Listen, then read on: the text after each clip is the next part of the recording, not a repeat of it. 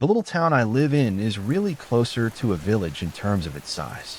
We're not near any major freeways. We're located deep in the woods, far north of any cities or towns you would have heard of. I say that the place is creepy only by the standards of the general public, which I observe on TV. Since my family has lived here for generations, it's normal enough for me. I watch a lot of TV. As a cable guy, it's kind of a prerequisite. The big cable company, which supplies the cable service in town, doesn't like to send its people in too often. There's been too many accidents, so I've pretty much got a monopoly on installations and service calls in town. I don't get a lot of business.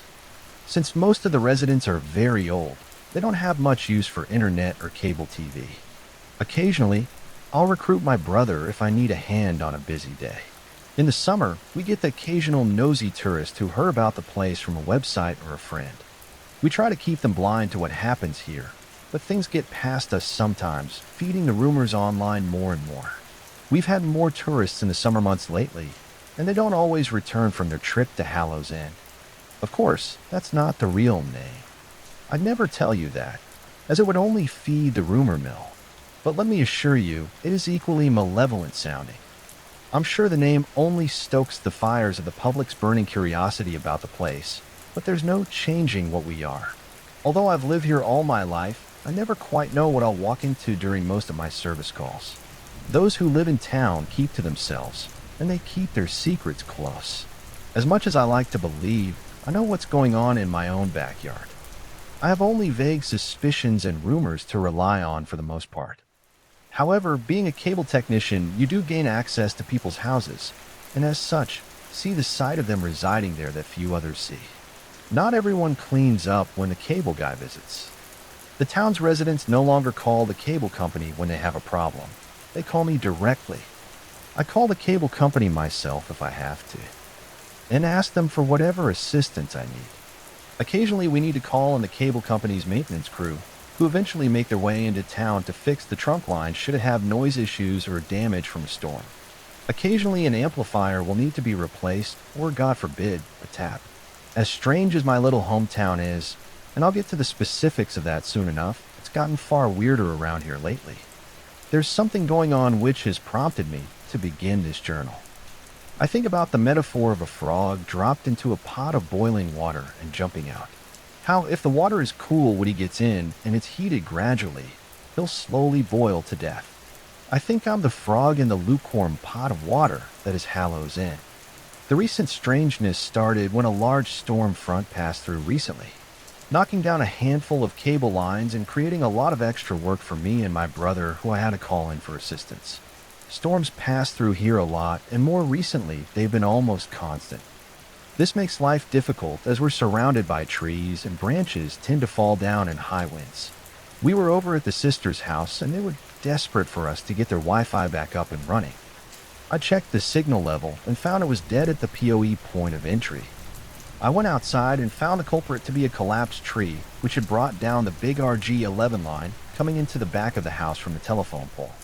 The large downed tree had been reported to me by the sisters when I first arrived, and I had a feeling it was the source of the trouble. They were eager to get the Wi-Fi back up and running for their weekly coven meeting.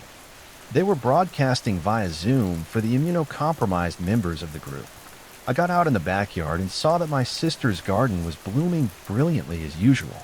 Tomato plants loomed over me, 10 and 12 feet high, despite the fact that it was only June. Corn stalks resembling small trees lined one section. These were almost liable to fall over and bring down a cable line one of these days. Amused to myself, only half jokingly. The sister's black cat followed me around the big backyard as I did my inspection, ready to report to the sisters if I touched anything I wasn't supposed to. I walked farther back with her at my heels and got to the point of the garden where the telephone poles stood. They carried power, phone lines, and coaxial cable lines, so I had to check for voltage before proceeding any further. No sense wasting more time now if the power company needed to be called first anyways, I thought. I walked up and pulled out the voltage meter from my tool bag, which I carried with me everywhere. It was full of useful things and very heavy. I walked up and held out the voltage meter, checking the base of the telephone pole for stray voltage. The little light shone green, indicating there was no voltage present. I could hang a new RG11 and code a 16 into our system, since the line was over 200 feet long. A cool 25 bucks. Not to mention the $20 for the initial service call. It was shaping up to be a lucrative morning. This would take an hour at most. I turned around to head back to my van and stopped cold. The plants at the back of the garden, far off to my left, weren't looking good at all. There was a patch of malicious black rot spreading from a central point, which looked vile, full of hatred and bubbling at its core. What the hell is that? I said to myself.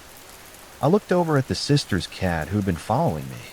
It was growling a low, deep, guttural sound, then hissing at the strange black spot.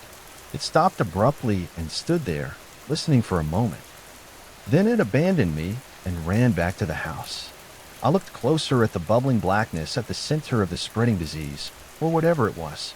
It gave off an unpleasant feeling, sending shivers down my spine. I saw a veiny eye open up in the tarry center of it. The eye stared at me briefly with its red maliciousness and blinked, then disappeared again. Not good. Not good at all. The sisters ran out a minute later. They looked with grave concern at the black spot growing at the back of their garden. They conversed for a minute, then came over to me. "You should not be here for this," the two said in unison. "We have to call the other sisters. This evil cannot be dispelled by just the two of us." I was a bit disappointed, but only a bit. Changing a 200-foot aerial cable in 100-degree weather isn't much fun, kids, let me tell you. I would just come back another day to do it, whenever the sisters told me it was safe to come back. You know, I saw an eye in the middle of that thing. I told them. "What color was it?" One said, "Did it see you? Did it see your face?" Said the other, "It was red. Yeah, it looked right at me. It saw me." I gathered my thoughts. Should I be worried? Yes, they answered the question in unison again, sending shivers up my spine. "Is there anything I can do?" I asked, suddenly sweating heavily. "Pray to your God we can kill it if you wish." And with that, they went back to the house, and I followed quickly behind them. Things haven't been going well since that day, and the sisters haven't called to say they're ready for me to come back, meaning that horrible blackness is still growing, getting bigger day by day.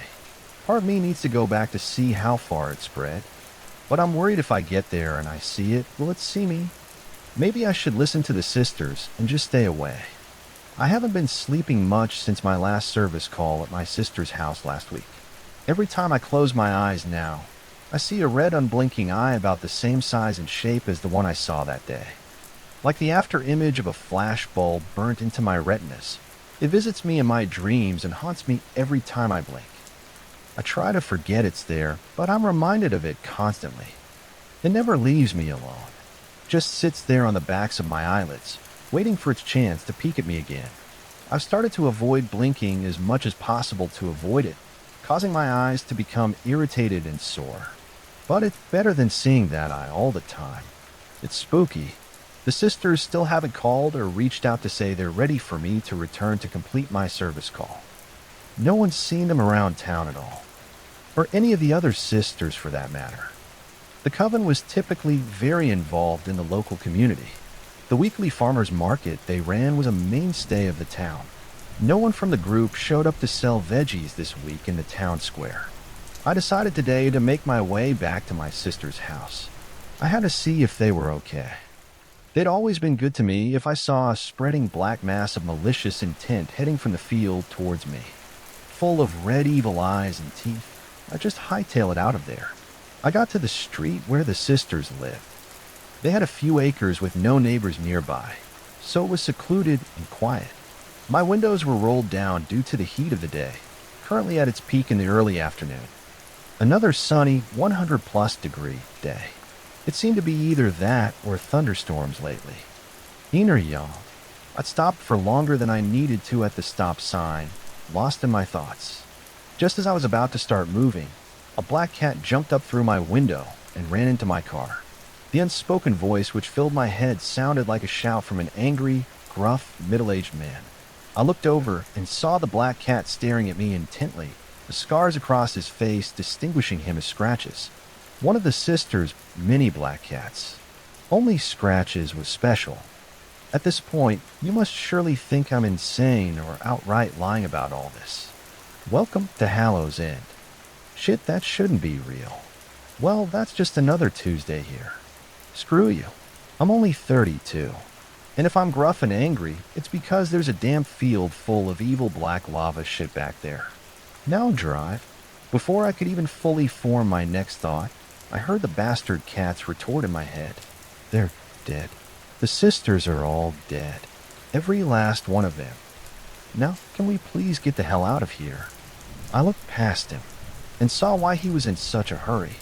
A black tendril of oily shadow was creeping its way toward us from the grass at the side of the road.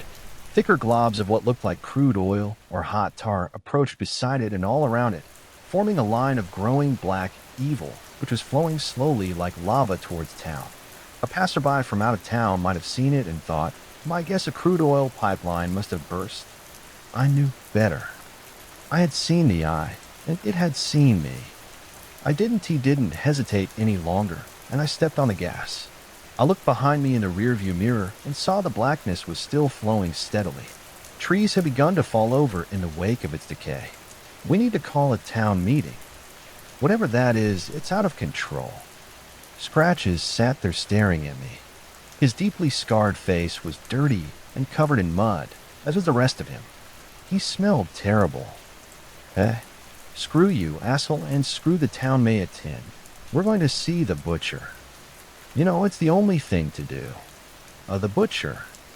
I shuddered, thinking about the last time I'd been to his place. The rats, the roaches, the never-ending stink of blood and entrails. He had a point, though. If anyone could solve this problem, it was him. I drove west towards town and floored it, accelerating as quickly as the disorganized pile of heavy junk in the back of my van would allow. I looked in my mirror again and saw the black stuff was spreading slowly and steadily, about halfway across the road now. Scratches looked exhausted, and even his thoughts sounded tired and disjointed once we were safely away. He lay down on the passenger seat and fell asleep instantly, his leg twitching occasionally as he chased mice in slumberland. The town came into sight as we came over a rise, and I proceeded down Main Street towards the butcher shop.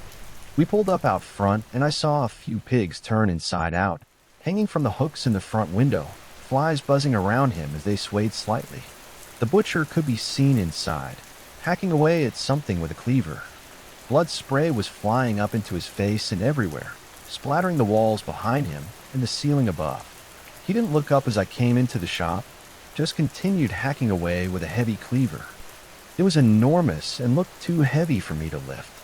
The head of the cleaver was the size of a large encyclopedia. The butcher brought it up and down easily and effortlessly with his giant arms, dividing a primal cut of something into manageable pieces meant for sale. In the back freezer, I knew he had plenty of cuts you wouldn't find at any grocery store. Hallows End specials. Sisters couldn't stop it. He spoke in a thunderous baritone. That's right. I was just there. Scratches, and I barely got away. You took that asshole cat with you. Why?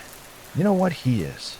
I considered, and decided not to explain myself. No one deserved to be killed by that bullshit. Can you help us or not? It's headed this way. It'll take out your shop the same as everything else.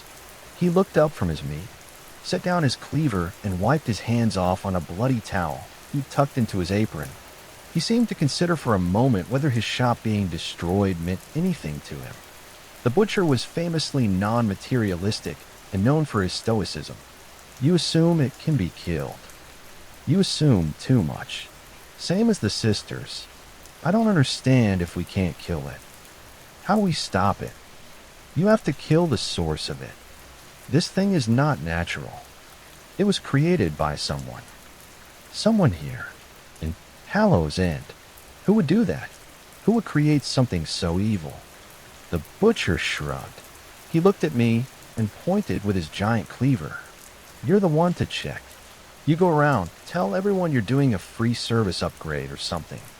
Poke around and try to find this sick son of a bitch. I'll take care of the rest. He went back to his work again, as if he just asked for the simplest thing in the world. How was I supposed to find this mad scientist? Where do mad scientists even live? Do they have cable? Or do they use satellite heathens? I got back into my van and saw I now had an upgrade call pending on my computer screen's work list. The appointment was showing red, indicating I was somehow already late. Despite the fact that the job hadn't even been on my screen 5 minutes ago, I silently cursed the dispatcher and took out my phone to call the number on the screen. At least this was going to check one house off my list of potential suspects. I could poke around and ask a few questions at this house as well. See if this guy knew anything useful. Hello. The disgruntled voice of an older man picked up the phone. Huh?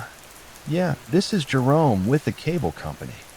I was just about to head over to your place to set you up with your new modem. Is it alright if I head over now? No, that isn't right at all. They told me they were going to give me the internet. You know, I am so sick of your company. I swear to God, if you sons of bitches didn't have a monopoly out here. I tried to explain that we were going to get him the internet, and that's what the modem did, but he just told me to get my ass over there and hurry up since I was already late as it was. He then abruptly hung up. I was left feeling slightly annoyed, but only slightly. I was used to ignorant people berating me and ignoring my sensible attempts to educate them. It was amazing how many people still didn't know that the internet was not something floating in the ether, that Wi-Fi needed a connection via cable to a larger system to function.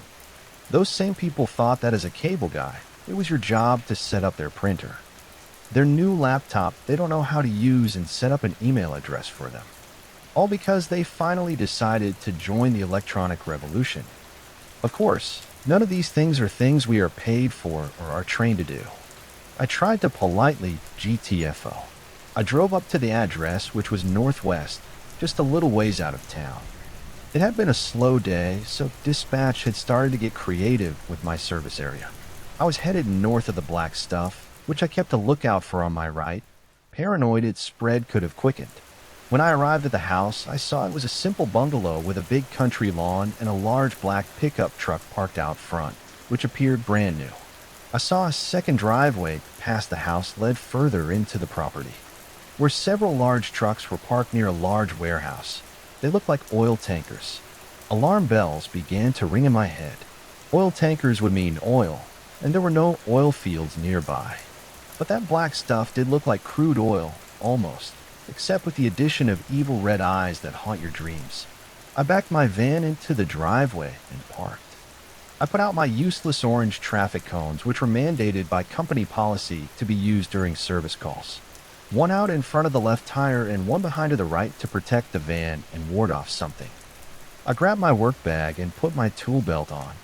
I pulled a fresh modem out of the back and brought it up to the front door with me. The house was old but well maintained. The owner was an odd man who kept to himself and only came into town for necessities. The warehouse out back, the second driveway, the tankers, those were all new. I'd never seen them before. It was as if they'd sprung up overnight, although it had been at least a month since I'd been up this way, maybe more. This sent the alarm bells ringing in my head into a full-blown wailing siren with the big red flashing lights. Hallows End is a simple town in many ways. There isn't a lot of money here. Someone new was in town, and they were supplying this man, Bill Waterton, according to his account info, with a lot of money and equipment. But for what? I knocked on the door, and the man who answered was dressed in blue jeans and a clean white t-shirt. He did not appear to be happy to see me. Hello, sir. We spoke on the phone. My name's Jerome. I'm a cable technician for... I know who you are. Just get in here. I walked into his house and asked where he wanted the modem to be set up. I explained it needed to be in a central location to reach all areas of the house, since this one had a built-in wireless router. He seemed to understand that and directed me to his office. There wasn't a cable connection in there, so I explained I would need to drill down to the basement through the floorboards. I wasn't about to start fishing a cable line, creating a wall outlet for this guy. We don't get paid to do that anyways, since it's much more difficult and time-consuming. He agreed and pointed to a spot in the corner behind a plant where a hole would not be visible in the wooden floorboards. I went out and grabbed my drill and the 2-foot-long drill bit I had for such purposes. I was trying to think of a way to get to this guy's boss. I had a sudden brainstorm and tried to act as casual as possible when I was back inside conversing with him after the job was done. So this internet's fast, right? Like, am I going to be able to watch a movie without it doing that spinny, floating thing all the time? The man asked. Buffering. Yeah, it'll give you 500 megabytes, which should definitely be fast enough to stream a movie or a YouTube video. By the way, I'm trying to spread the word about this. We're doing upgrades for a huge discount if you're referred through an existing customer, and I'd also give you $20 cash right now, a referral bonus. Do you know anyone who would want a cheap upgrade on their internet to give them a faster connection? I hope this didn't sound too fishy. He looked at me suspiciously for a second, then smiled. My boss was saying that his internet is way slower here than where he used to live. He told me not to go around talking about him. He's real private-like. But I think he'd be alright with this. Let me call him. He lives just right up that gravel road. Got him a nice prefab house up there. Sprung that thing up practically overnight. Dropped in by big helicopters, believe it or not. The puzzle pieces were beginning to fit together slowly. Now I just had to find out how this all related to the insanity that had sprung a leak out in the sisters' fields. I think it's best I call him, don't you? That way he doesn't have to know you even said anything. How's that? I took a crisp 20 and held it out to him. He took it and nodded. Pleasure doing business with you, he said. I left the house and headed back to the van. No way was I going in there alone. I was going back to town for backup. It was time to get the butcher. When I got back to town, the sun was just beginning to set. The butcher was closing up a shop and seemed to be anticipating me as I pulled up to the curb in front of his shop. He opened my passenger door and dropped his giant hulking body into the seat uninvited. Scratches leapt out of the way, waking up from his nap and in. His cat reflexes, saving him from being crushed to death. The butcher weighed easily 350 pounds. The van dropped to the right with the weight of his body, shaking the whole van as it seesawed back and forth with his bulk. Good job. You found him quick. Let's go kill the son of a bitch. I'm a little worried. It looks like there's only one way in and around. He might be expecting us. We might need backup. He looked me in the eyes, measuring my words. His skin was puckered and red around the scars which crisscrossed his eyes and arms. His entire body looked like it had been stitched together in pieces. No one knew where the scars were from, but there were plenty of rumors. Good idea, he said. Can never be too careful. This is a dangerous character we're dealing with. Better call in the cavalry. Why don't you do a lap around town square?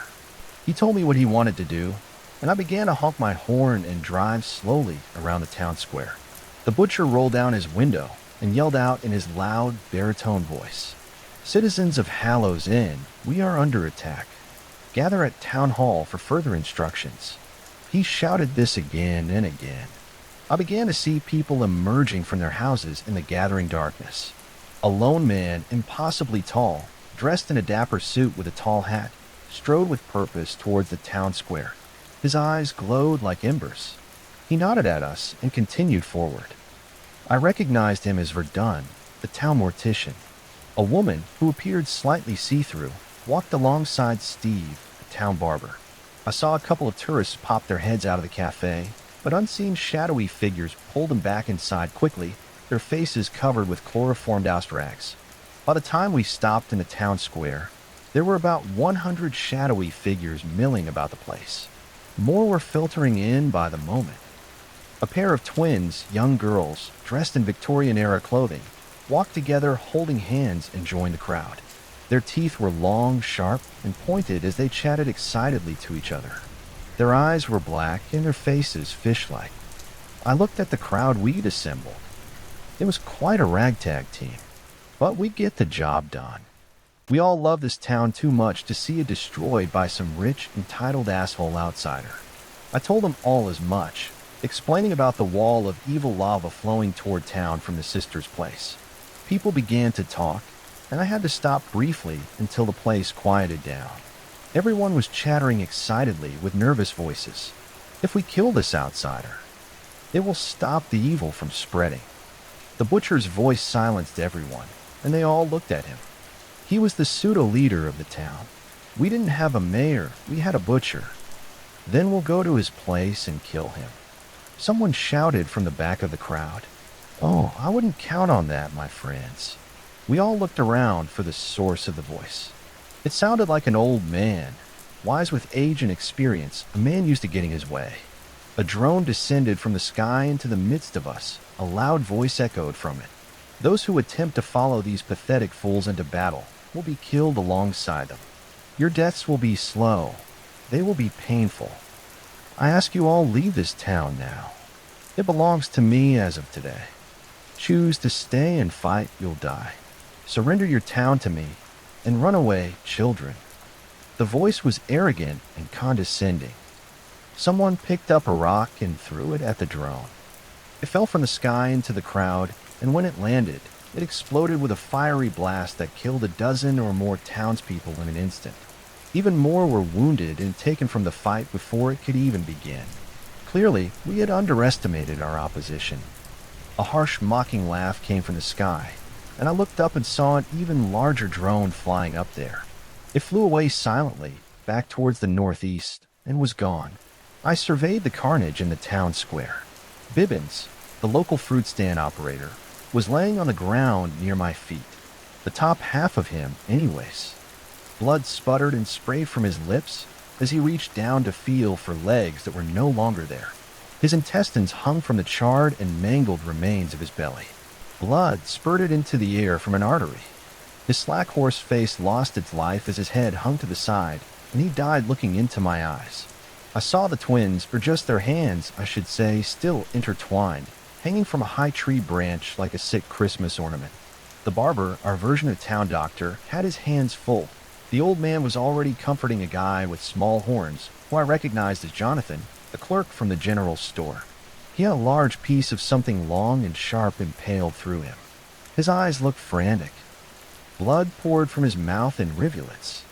The worst thing of all, though, was that I looked down and saw Scratches breathing shallowly at my feet. He was breathing intermittently and looking up at me. Blood ran from his ears and was dried in his fur. I was too angry to cry for my friend as I saw he was dying. The cat and I had always shared a special bond. I was the only one who could hear him and had never told anyone about it. The sisters hadn't even known. Maybe I was just hallucinating. All these years the thought had occurred to me.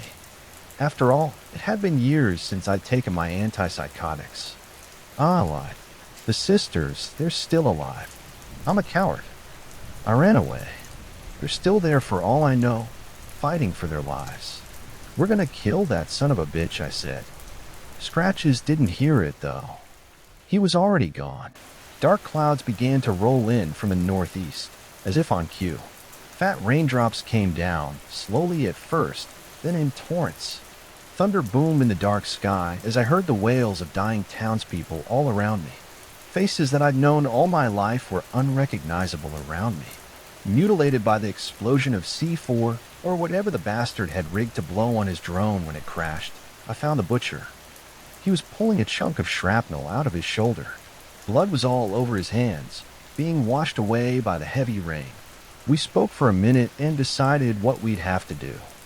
He stood up on the pedestal, which had been the base of a statue of his great-grandfather, now mangled by the explosion.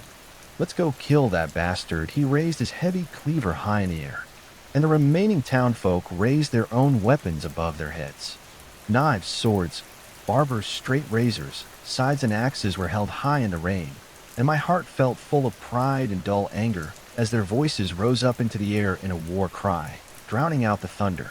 The people of Hallows End had vengeance burning in their eyes. As we made our way east of town, a convoy of mostly old and beat-up vehicles leading toward a mansion none of us had ever seen. We'd only grown in numbers since the explosion.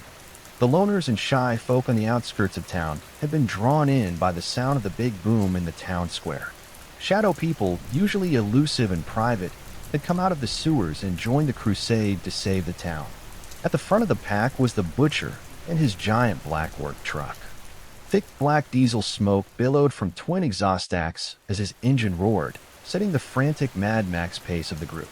Surrounding him were several bikers driving Harleys, howling like banshees and brandishing long knives, guns and crossbows.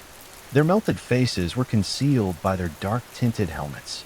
They'd been close to the explosion, but they were tough sons of bitches. I rode behind him, followed by a swarm of other cars, a hearse, an ice cream truck, a school bus, you name it. We drove through the driving rain and crashing thunder and the dark black of night. I looked to the south, my eyes searching for the black ooze to seep onto the road at any moment. I could only guess at how far it had spread. My thoughts drifted to the weird ooze. The butcher had said it was created by the rich bastard, but I wasn't so sure. I thought it looked like crude oil at times. Maybe that was what it actually was. The tanker seemed to confirm that suspicion. Why else would he have them if not to transport that vile black shit somewhere? I thought of Hallows End a bit like the Bermuda Triangle, or one of those other places you hear of where the laws of physics and reality are thin and flimsy. Perhaps it had always been like that here, and the dinosaurs and prehistoric plants which made up the crude were special too, just like us. The boundaries between worlds waned a bit in places like Hallows End.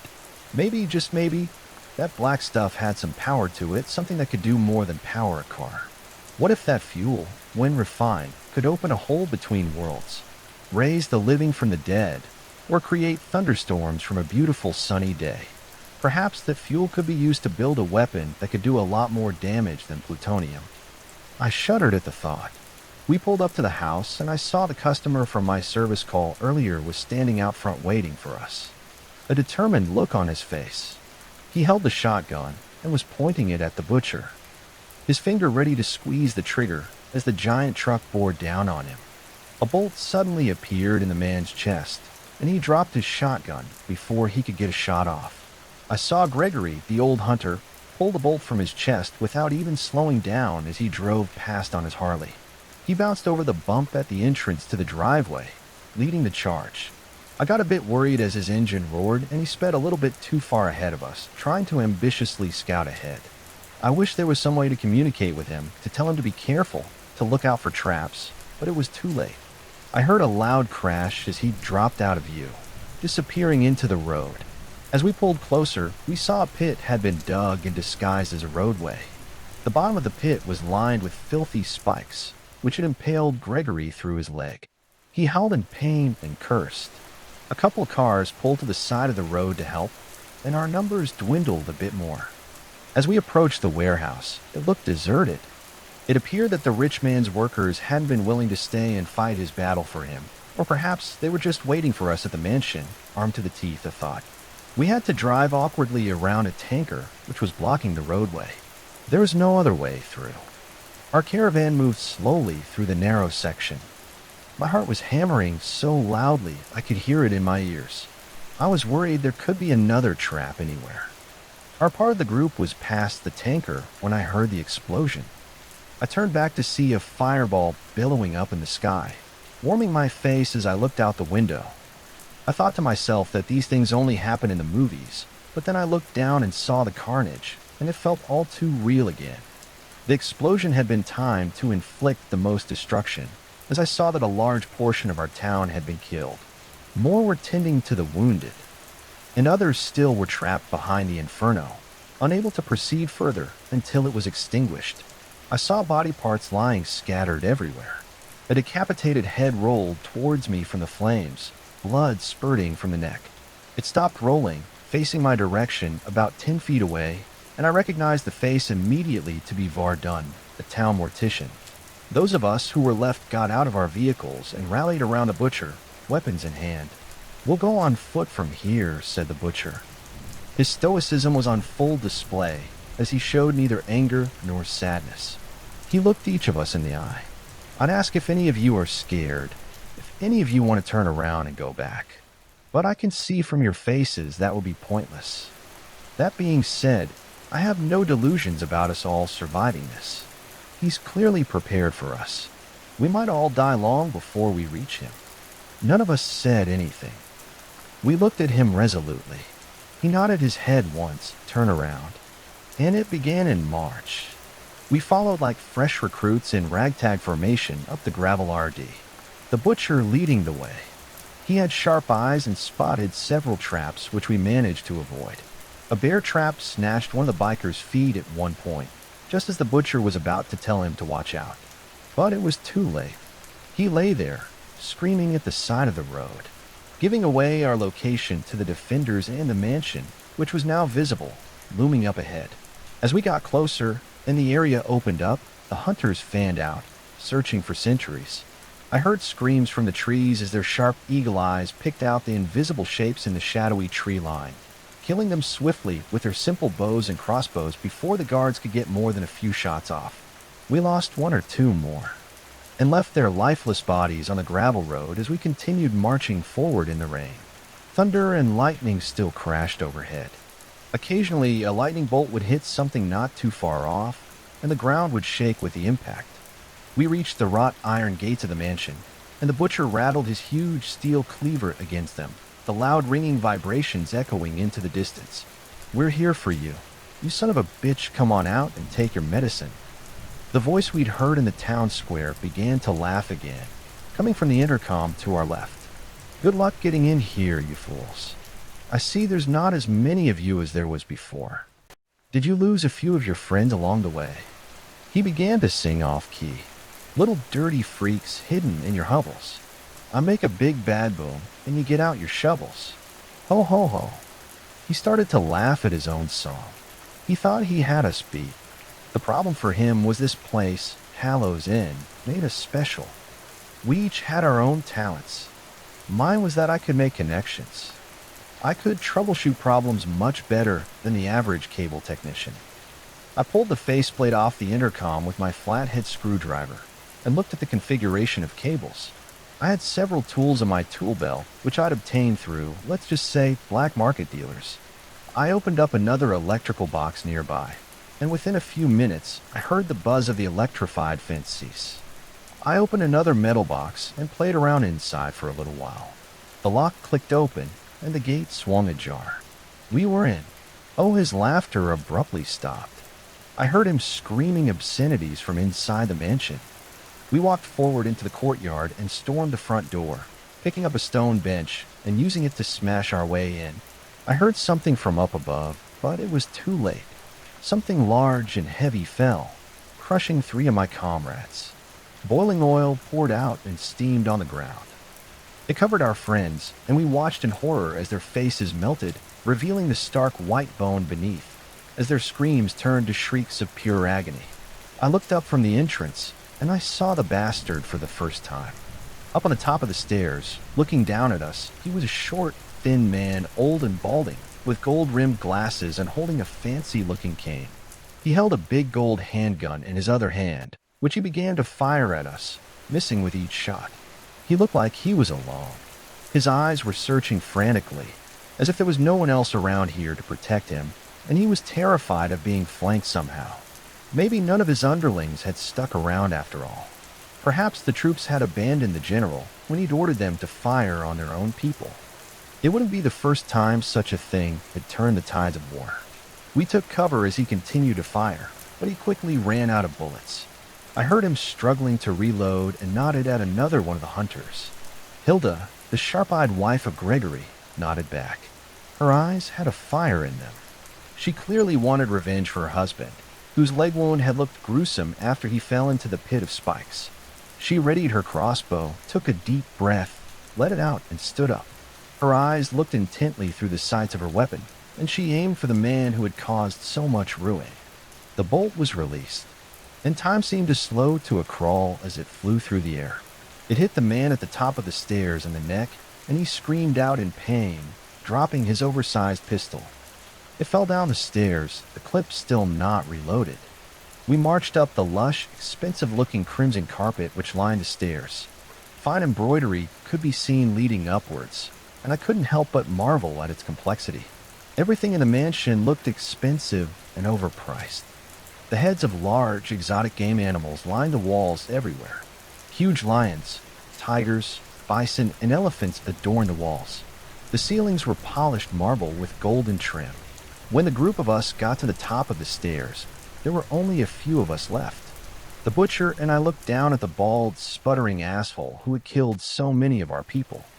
He had no sympathy and was only concerned for himself. He wept and pleaded for his life. His hand gripped tightly a walking stick with a skull on top. "Oh, please don't kill me. I'll do anything you want. I have money. How much money do you want?" "1 million. 2 million. I can do that. Just let me get my checkbook. I'll make it out to you, my friend. What's your name?" He looked at me, and I shook my head. Blood flew and sprayed up and everywhere, as the butcher did what he did best. The screams were loud for a long time. We watched as he made smaller cuts from the larger primal ones, and the man watched as well. His head held to look by us, still alive in some way only the butcher could contrive. By the end, he was begging for death. Only his torso and head left jabbering and pleading for mercy. He did not receive it. The butcher was partial to tourists. They were usually his favorite, but he'd make an exception in this case and make do with a local for his experiments. We took what we wanted from the mansion, and then we burned it to the ground. We got back to the rest of the group, who had by now managed to extinguish the fire caused by the Tinker explosion. The devious trap had killed dozens and wounded just as many more. The survivors looked exhausted and were covered in blood and soot, their eyes full of tears for lost friends and family. But they let up a cheer when we told them what we'd done. We all set up together to finish what was left to do. How would it be accomplished? Well, none of us knew yet. We got to the sisters' place and saw that the blackness had begun to recede already, disappearing down sewers and flowing into streams after the large storm. Speaking of which, the half-moon had begun to show again in the sky as the clouds receded. Maybe the butcher was right after all, that the evil would end when the man was defeated. I couldn't be sure if I was right about my magical crude oil theory, but it felt right to me. The sisters came out to greet us and told us they found a way to stop the leak of the black stuff from beneath the earth. I shared with the sisters about Scratches, how he died, but had been prepared to fight for the town. The other cats sensed my sadness and hung their heads with despair as I told them how he died in my arms. One came over to me and bumped his head against my leg, a funeral hug, then looked up at me with tear-filled green eyes. I hadn't known cats were capable of crying. I figured I'd tell them my theory and my idea to clean up the rest of the ooze with the tankers and suction equipment which we'd brought with us from the warehouse. Perhaps we could salvage what was left and see if we could use it to power the town somehow. That had always been a great cost to our less financially stable residents. You've always been great at making connections, Jerome. Well done, my boy. The butcher nodded and winked at me. I blinked and noticed immediately that the evil eye which had invaded my vision for the last few days was finally gone. I could see clearly in the darkness of my closed eyes again. I could dream and not be haunted by its watchful stare. One of the sisters nodded at me knowingly. She'd been the one who'd asked me that day, "Did it see you?" I nodded back at her, and we stood together in the glow of the half-moon. It had been the first clear night in quite a while. I'll come back later to fix the Wi-Fi, ladies. Don't worry about the service charge. This one's on me. You see, around here, we look out for each other. We don't let outsiders make trouble for anyone in our town. Keep that in mind, stranger, or else you might end up drowning in the silent blackness beneath Hallows Inn. Sweet dreams. I quit working in my uncle's junkyard after only 3 days, and the ghosts weren't the reason why. There was an evil there, an evil that no one else but me would have understood. I only hope that it's truly gone now. I wasn't even supposed to be spending my summer at Uncle Ned's. There was a party, some beers, and then me behind the wheel of a car. Thankfully, I didn't get hurt or cause any real damage. Except in my college career, a DUI arrest put my life in shambles. I was given community service, which was a relief since I was looking at jail time. I was sentenced to teach English Lit at the local juvenile detention center during the day. My term of service was for 10 weeks, starting exactly when I was supposed to go back to school. There was also a hefty fine that my parents didn't want to pay off, which is why I took up a night shift job when my uncle offered. I know I should have been grateful that I'd avoided jail, but at that moment it felt like I was entering my own personal prison. The place was surrounded by a 10-foot-high fence that was topped with barbed wire. The only thing missing were tower guards. I passed under the sign from my uncle's place as I opened the main gate. The weathered lettering read, "Last Chance Parts." The guard dog, a huge Rottweiler that was chained to a metal post, greeted me as I walked up to a tiny one-story office building. A few windows were glazed over with brown grime. One window held an air conditioner that dripped water, which the guard dog lapped up between growls. I was about to open the door when my Uncle Ned walked out.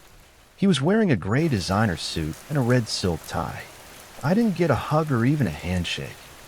Well, there he is, my darling nephew, nearly 10 minutes late on his first day. Great way to make a first impression, he said sarcastically. I mumbled out an apology and hoped we'd go into his air-conditioned office. Uncle Ned went right into a tour of the place, though, and as we walked, he went over the rules for working the night shift at the junkyard. The first rule was don't go to feed Rascal, the guard dog. Uncle Ned gave me a proper introduction to the pooch. Rascal did not let me pet him, but he did stop growling and flashing his teeth.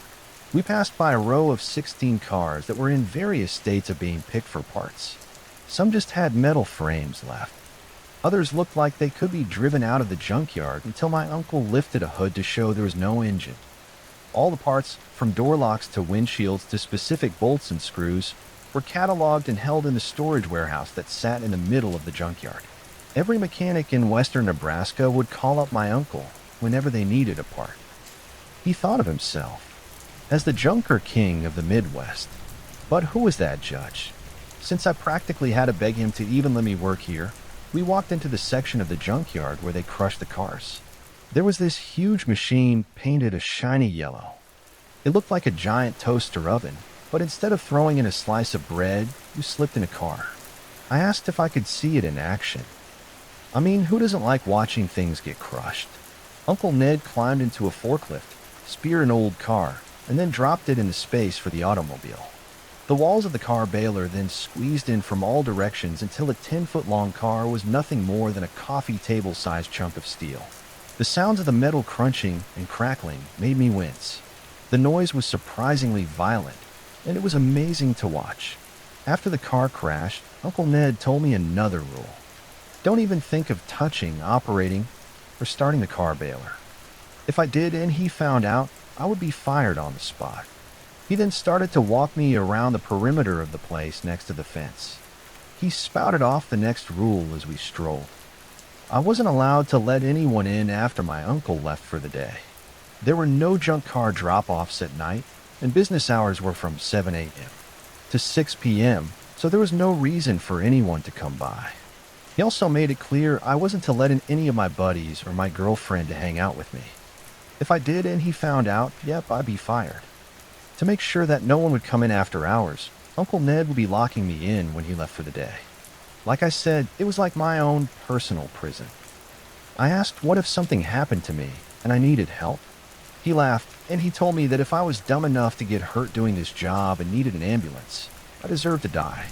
Besides, if I really needed help, I could call him, which led to my question. What exactly was my job? Uncle Ned stopped the metal fence just to his left. He reached out and let his fingers curl into the intertwined steel loops, and he gave a shake. Uncle Ned then turned and told me that he'd been having trouble with thieves jumping the fence at night and stealing copper parts from his cars. Things like radiators, brake tubes, and the alternator all have copper in them. And the market for copper was through the roof. It seemed Rascal's bark was worse than his bite, and Uncle Ned needed someone to act as a night watchman, someone making the rounds with a flashlight, so the copper poachers would think twice about breaking in. I suddenly had second thoughts. He assured me he didn't want me to play hero, although he thought of me as a bit of a slacker. I was still family, and his sister would have his scalp if anything happened to me. Uncle Ned felt that my near presence would keep the thieves out, and if anything did happen, I should call and he'd be there in a few minutes. Feeling a little more reassured, we kept along the fence when I noticed something strange. Every 20 yards or so, someone had used some wire to attach a small crucifix under the fence. I counted 3, and looking ahead, I spotted more. I had to ask my uncle about it. He told me the workers did it, weaving the crosses into the fence. Why? I asked, and Uncle Ned was quiet. His mood changed. He suddenly became agitated, evasive, and almost scared. I asked him again, "What's with the crosses?" He pointed to 4 cars at the far end of the junkyard. They were set apart from the others. There were 2 minivans and 2 small sedans. All of them had been in crashes, some worse than others. Our walk brought us right in the middle of them, and he seemed very nervous to be there. Uncle Ned told me that these were what his workers called the debtors' cars that were in fatal accidents. It seemed that once police were done with an accident investigation and the insurance company had settled all claims, the cars would end up here where they'd be stripped for parts. The problem was Uncle Ned's employees hated working on these vehicles. They felt it was like picking the jewelry off a corpse in a casket. His workers thought that nothing but bad karma came from working on these cars. There are also few incidents, he added. Incidents? What the hell do you mean by incidents? I said. I stopped walking.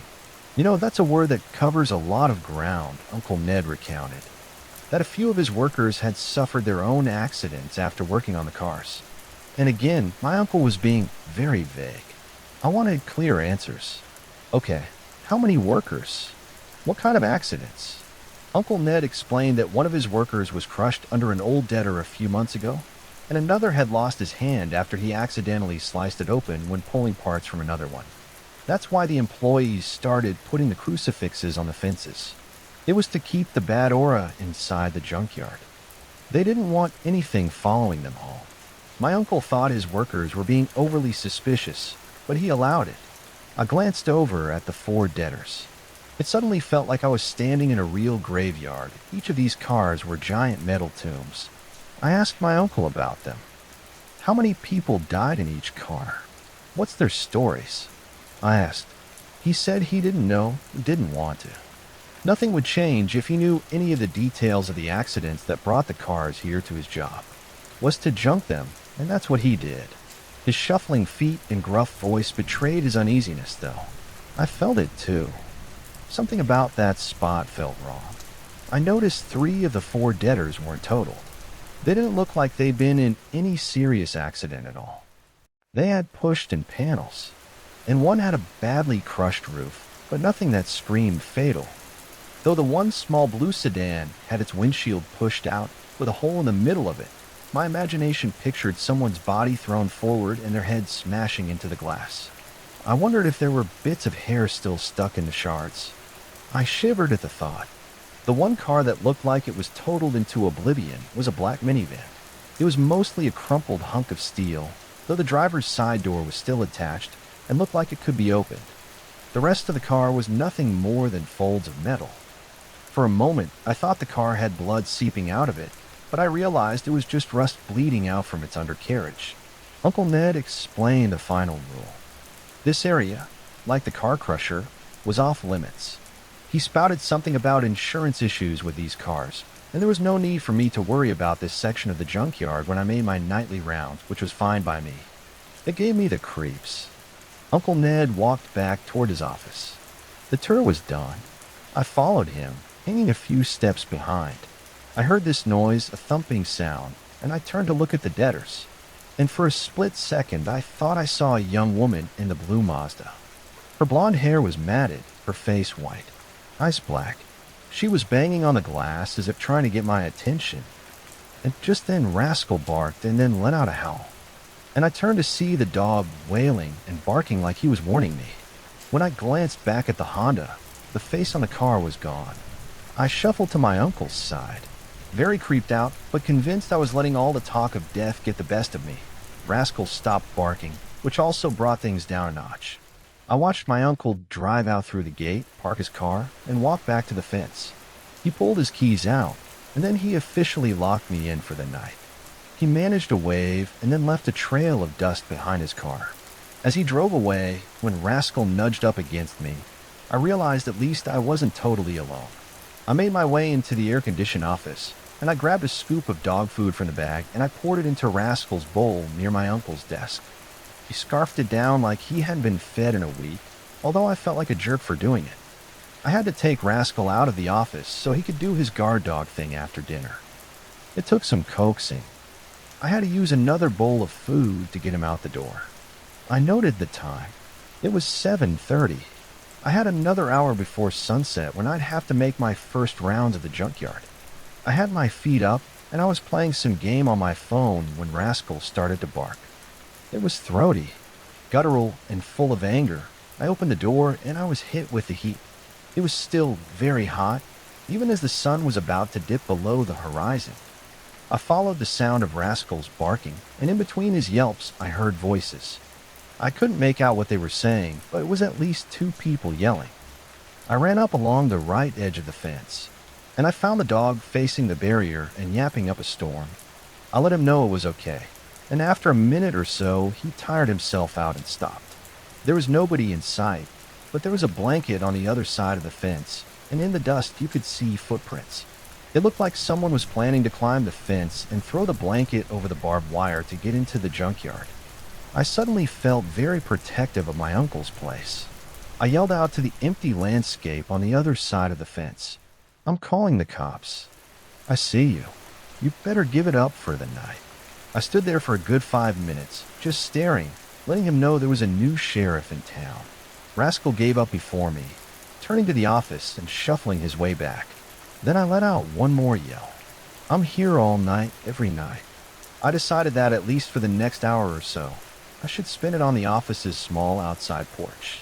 There was a metal rocking chair for me to sit on, and as I rocked back and forth in the fading twilight with the old dog at my feet, I kind of did feel like one of those old sheriffs in an old Western movie. I didn't take out my phone.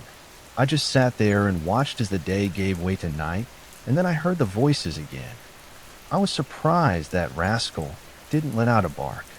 Instead, he started to whine, and when I looked down at him, he seemed to curl into a tight ball, his tail tucking under his hind legs.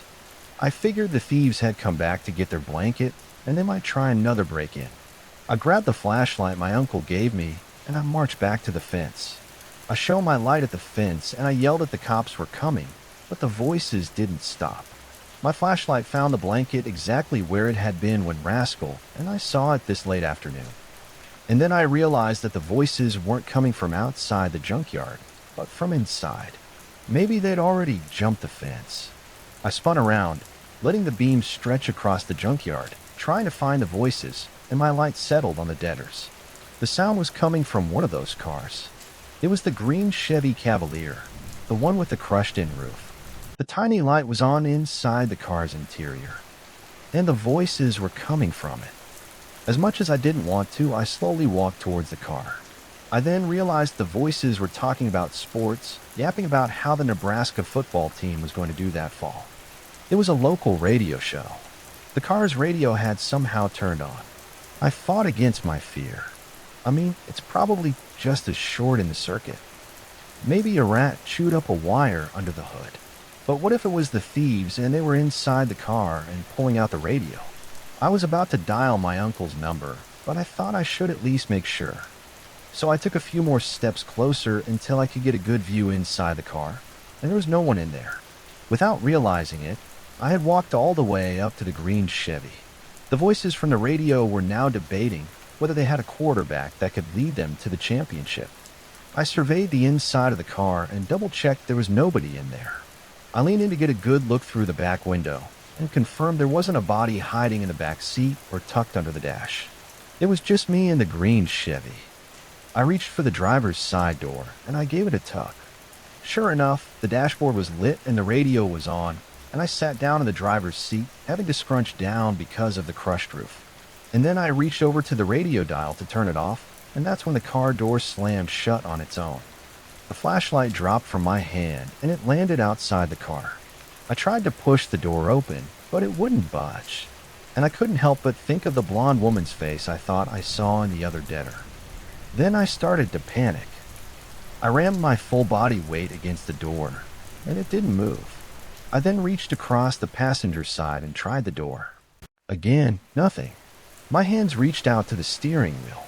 I grabbed it in frustration, shaking it and yelling. And as my palms held the wheel, everything went black. I was in this darkness, an ink-black void. And then as quick as that happened, there was a light or lights, streetlights. I wasn't sitting in the junk car, but I was driving it along the road. The radio was on, the sports dudes were yapping again, but the players they were talking about were from 2 years ago. The streetlights were whipping by me, and I looked down at the speedometer and saw I was doing 110 miles per hour. Whoever was driving this car was a real speed demon. Suddenly, my right hand reached down and hit a button on the radio, changing the station from the talk radio guys to music. The song Free Bird came on, and the guitar was wailing. I felt my foot pressed down on the gas. A blur of the highway sign passed by. It was for the Hemlock Road exit on Route 88, and I knew where I was, heading east towards Lincoln. I felt the adrenaline rushing through my body. I wanted to keep feeling it. My hands gripped the leather wheel tighter. I let my glance shift from the road into the rearview mirror. But I didn't see myself.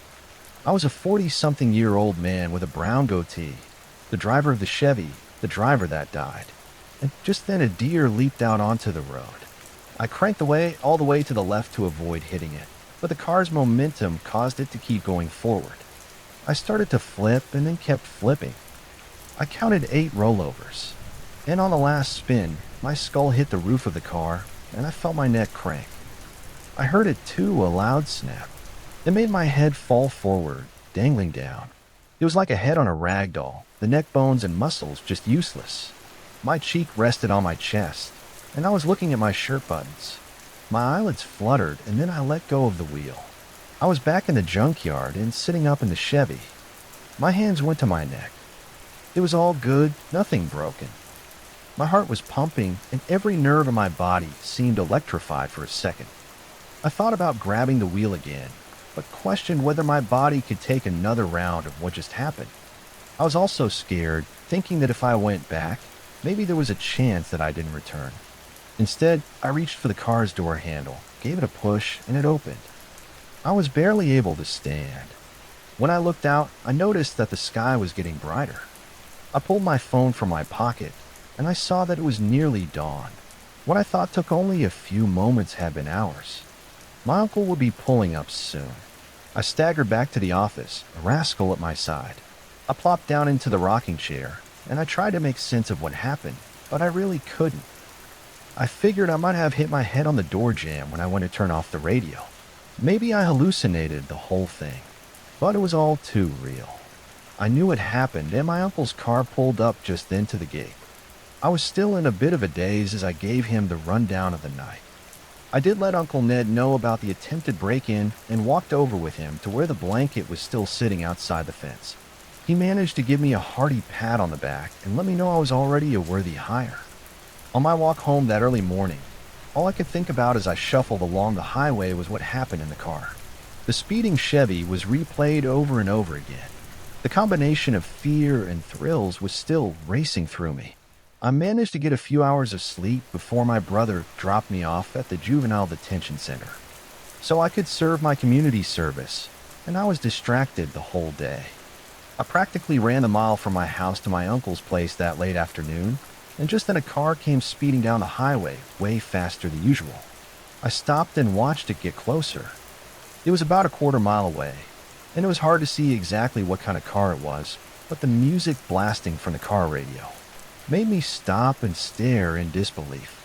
I heard that song Free Bird again, and it was the green car, the two-door Chevy, the debtor from the night before.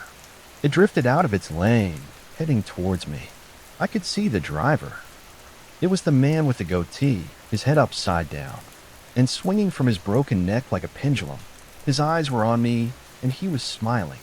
I snapped out of the moment, and I ran for the junkyard's front gate. My feet slipped on the loose gravel. The music got louder. I didn't want to turn around. The car's wheels hit the gravel driveway. It was right behind me.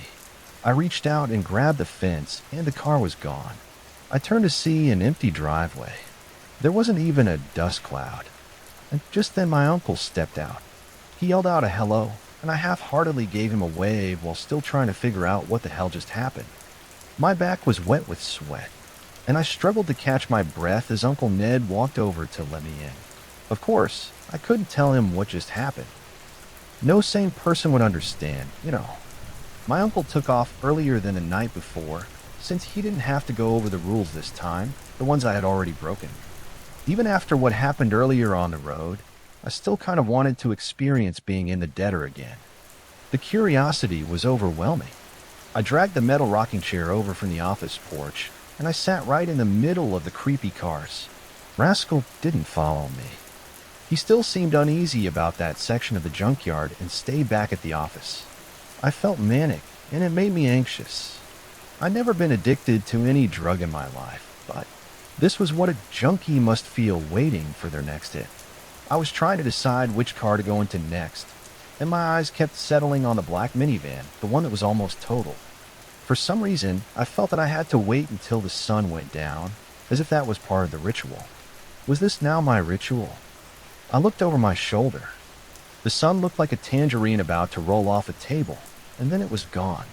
But it still wasn't dark, so I waited. The black minivan's door creaked open by itself. It had read my mind. Somehow these cars were now connected to my thoughts. I slid into the driver's seat. I had to wedge myself in. I sat there, and then the door closed by itself. There was a moment of doubt, a feeling that this was wrong, but the overwhelming desire to know about the other debtors, it overruled everything. My hands found the wheel. There was a flash of black, and then I was driving in the minivan. It was a rainy, wet afternoon. I looked over to the clock radio, and it blinked out at 3 p.m. Now I couldn't place the highway I was on this time. It was a big three-laner in both directions, probably one of the interstates. My eyes drifted down to the speedometer. It clocked a reasonable 65 miles per hour. The rain pelted the windshield. I clicked the windshield wipers up another notch, but it didn't do much to clear the glass. There was a boom of thunder, and then the highway lit up as lightning hit the ground nearby. I wanted to see who I was, so I glanced into the rearview mirror, and I saw a woman with red hair tucked under a baseball cap that read Princess on the front. Probably late 30s. I smiled to see if the woman would smile too. But then I saw something that made that smile disappear. In the rearview mirror, I not only saw the woman, but a big 18-wheeler flashing its lights to clear me out of the lane. No, I do not want to experience this. I tried letting go of the steering wheel, but I couldn't. It was as if my hands were welded onto the wheel. The car wasn't going to let me out. I tried closing my eyes, but I couldn't do that either. Suddenly, I wasn't waiting for some euphoric thrill ride experience.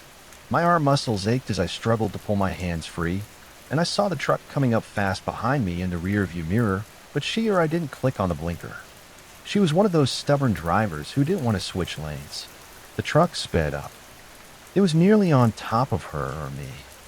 We were one of the same, and I screamed, hoping that I could somehow shock the driver into moving to do something to try and change what was about to happen. But I knew I couldn't. My view shifted from the rearview mirror to the windshield and through the haze of the water. I could see brake lights. Someone stopped ahead.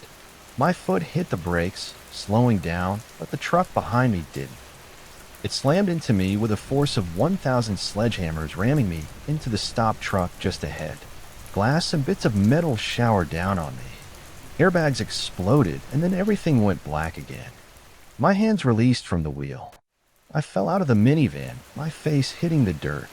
I scrambled on all fours from the car, and when I was about 20 feet away, I turned and watched as the door just closed.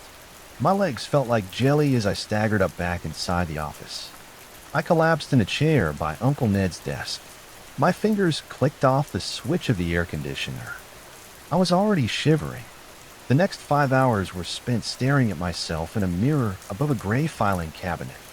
The horrific crash of the minivan was replaying in my brain. My uncle's car, pulling up to the office, snapped me out of it.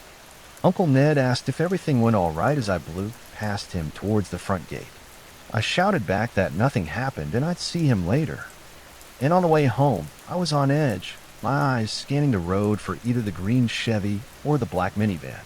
Every oncoming car caused me to run off the shoulder and hide and wait for the vehicle to pass before I'd walk again. What should have been a 25-minute stroll took nearly an hour when I finally made it home. My mother wanted to know what was wrong. There was no hiding the pale shock on my face. I told her it was nothing, just the lack of sleep, and I let my bed swallow me up when I got to my room. The alarm woke me up. Somehow I was able to grab a few hours of sleep before I was to head out to my teaching job. My brother texted me that he was outside and ready to drive me to the center. I scarfed down a banana and was about to walk out the front door when I caught a view of our driveway. There was a black minivan sitting in it, the undamaged one I was driving the previous night. I stopped and went to the front bay window, and I peeked out through the blinds. My brother's car was on the street waiting for me. The minivan was in the driveway. I took a step back, blinked a few times, trying to clear away any insanity that might have crept into my mind. Before looking out the window again, I texted my brother, and I asked him if there was a van in our driveway. He texted back that I should stop messing around if I didn't want to be late. I stepped to the window and glanced out again. The red-haired woman had her face pressed to the window, her eyes black orbs as she stared at me. Just then I got another text message. It read, "We'll take you there." The phone dropped from my hands. There was the sound of another text, and I picked up the phone, terrified at what it might read. But it was only my brother giving me a final warning. I texted him that I wasn't feeling great and that I was going to miss doing my community service that day, and I heard him pull from the curb. When I looked out the front window, the van was gone too. I went back to bed, but I couldn't sleep. I got that urge again, the strange urge that I needed to sit in one of the debtors, and I can't explain it. But it was useless to fight that urge. Something was compelling me to go back to the junkyard. Some unseen force wanted me inside those cars. Why? I didn't know. The only thing I did know was that I couldn't fight that desire to be inside the debtors again. I didn't remember leaving my house and walking along the highway to my uncle's place. When he let me in at the gate, he was a bit touchy. My uncle wanted to know why the rocking chair was in the middle of the debtors. I just told him it wasn't me, which just made him angrier. I mean, it couldn't have been anyone else. Remember the rules, he said. I just shrugged it off, and I said I'd keep an eye out for thieves that night. Uncle Ned issued a final warning, to do just what he was paying me for and nothing else. And then he was gone. I left a rascal on the office porch. He was curled up near the rocking chair, sitting on the dirt in the middle of the debtors. I set my sights on the blue Mazda, the car that had first caught my eye, the one with the ghostly woman's face that stared at me the first day. The door swung open, and I heard Rascal whine. I lowered my head and I crouched into the blue car, the one with the hole in the windshield. The door closed with a loud bang. I looked around the interior. There was no real damage. The airbag had gone off and all the glass on the dashboard gauges were shattered, but otherwise the car didn't look like it was in a fatal accident. My hands rested on the steering wheel, and then my fingers crawled around it. A curtain of black rolled down all around me, and then I was driving in the dark. It was night time. I was on a back road. It could have been anywhere within 500 miles. There were no signs, buildings, or highway markers. It was a two-lane country RD, cutting across a patch of nowhere in particular. There weren't any streetlights. The only light was from one of my front headlights. I stared into the rearview mirror to see my face. It was the one I saw in the back window when I was walking away from the debtors the first day on the job. But this time it wasn't a corpse. Instead, I was a vibrant 20-something with blonde hair and pale blue eyes. A small stuffed unicorn hung from the mirror. The radio was on. The song was some country-sounding dude singing about lost love. There was no rain. I wasn't speeding. And for a moment, everything seemed just fine. And then the Mazda's headlights caught something up ahead on the right side of the road. There was a white car, a small coupe with its hood up. I felt myself touching on a brake, slowly pulling behind the broken-down vehicle. And then something strange happened, a new twist in the debtor experience. We both left the car. Now standing, we looked around, poked our head into the car. There was no one there. And then I heard the blonde driver scream out if anyone needed some help, and there was no reply. And then we took out our phone, took a picture of the car and its license plate. I was back behind the wheel, key in the ignition. We pulled away from the white car. She was about to snap in the seatbelt when she took one last glimpse of the broken-down coupe in the rear-view mirror. But instead of a car, we saw someone sitting in the back seat, a man with a red ski mask on and wearing mirrored sunglasses. There was a scream, and then I felt a leather belt around my neck and pulled tight. I couldn't breathe. The stiff leather cut into my skin. I had to let go of the steering wheel to try to slip my fingers underneath the belt and gain some space to suck in some air. The car meandered on the road, drifting left and right. My legs kicked out, smashing into the dashboard. My heels cracked the glass on the gauges. My eyes found the rear-view mirror again. I could see the ski-masked man with sunglasses leaning over the front seat. I saw a metal mile marker on the left side of the road, and with all my might, I stretched my foot to hit the accelerator, and I got my hand on the steering wheel. I gave it all the gas and sped to the sign. The ski-masked man released the belt and ducked behind the seats. Just as we crashed into the steel pole, the airbag exploded. And then his voice cut through, the sound of the last gasps of the blonde girl, and I heard him say, "I am the Red Mask of Death. Behold my presence." Everything went black for a moment, and then I was back in the junkyard. I gulped for air as I fell out of the car. I felt something wet on my forehead. My hand reached up, and when I pulled it back, it was covered with blood. My blood. My neck also felt like it had been squeezed in a noose. Okay, that was it. I was done. I wasn't just experiencing other people's deaths. I almost died this time. It was nearly dawn, and my uncle would be there soon, but I didn't care. I was officially quitting, and I wanted out of this junkyard now. I couldn't spend one more minute in this place. I marched over to the office, swung open the door, and started to ransack the room, looking for another key to get out. I rifled through the file cabinet. And then I pulled open every drawer on my uncle's desk. Laying in one of the drawers was a red ski mask, a leather belt, and mirrored shades. And the room started to spin. I stepped back. I would faint if I didn't sit down. And just then the office door swung open. Uncle Ned's gaze met mine, and then his eyes went to the desk in the open drawer. I backed up into a far corner of the office. Not a word was said between us, but he knew that I knew. My uncle reached down and grabbed the ski mask, and he pulled it over his head. He slid on the mirrored shades, and finally the belt was stretched out between both his hands as he stepped towards me. In the blink of an eye, Uncle Ned had transformed from an annoying relative to pure menace. He wasn't slumping and middle-aged anymore. Instead, he stood straight up, his shoulders back. He seemed big.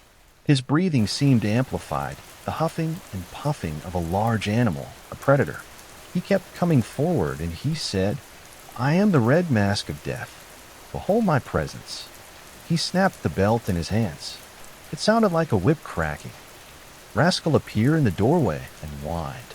Uncle Ned turned for a moment to look at the dog, a distraction meaning a chance for me. I bolted forward and I pushed past my uncle out of the door.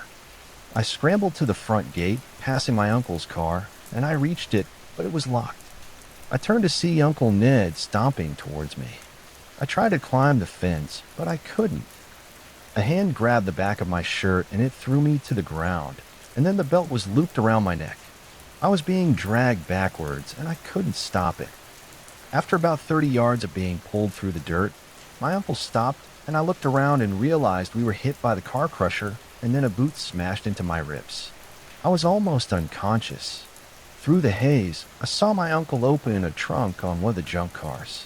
Even though I was almost passed out, I knew what he was going to do.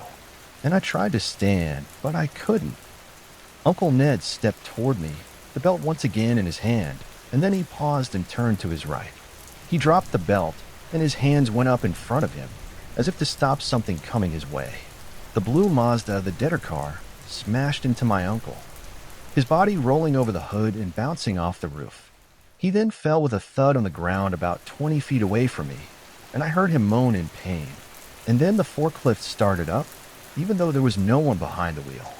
I watched as it drove over to Uncle Ned, and it slid its two forks under his body, and it lifted him up. He was dropped into the trunk of the car that was meant for me. I managed to stand up then, still just watching. The trunk shut, and then the forklift speared the car and took it to the crusher. I saw the car smash her as the walls closed in. I looked over to the Mazda. The young woman watched. As my uncle's car was slowly squeezed together, the four walls of the car crusher released to reveal the metal hunk that was now Uncle Ned's coffin. The forklift pulled it out of the machine, and it laid it on a pile of other metal hunks, ready to be recycled. It was done. The Mazda started up again. The blonde woman at the wheel nodded and drove back to her spot amongst the other debtors. After all the violence and noise, there was only silence.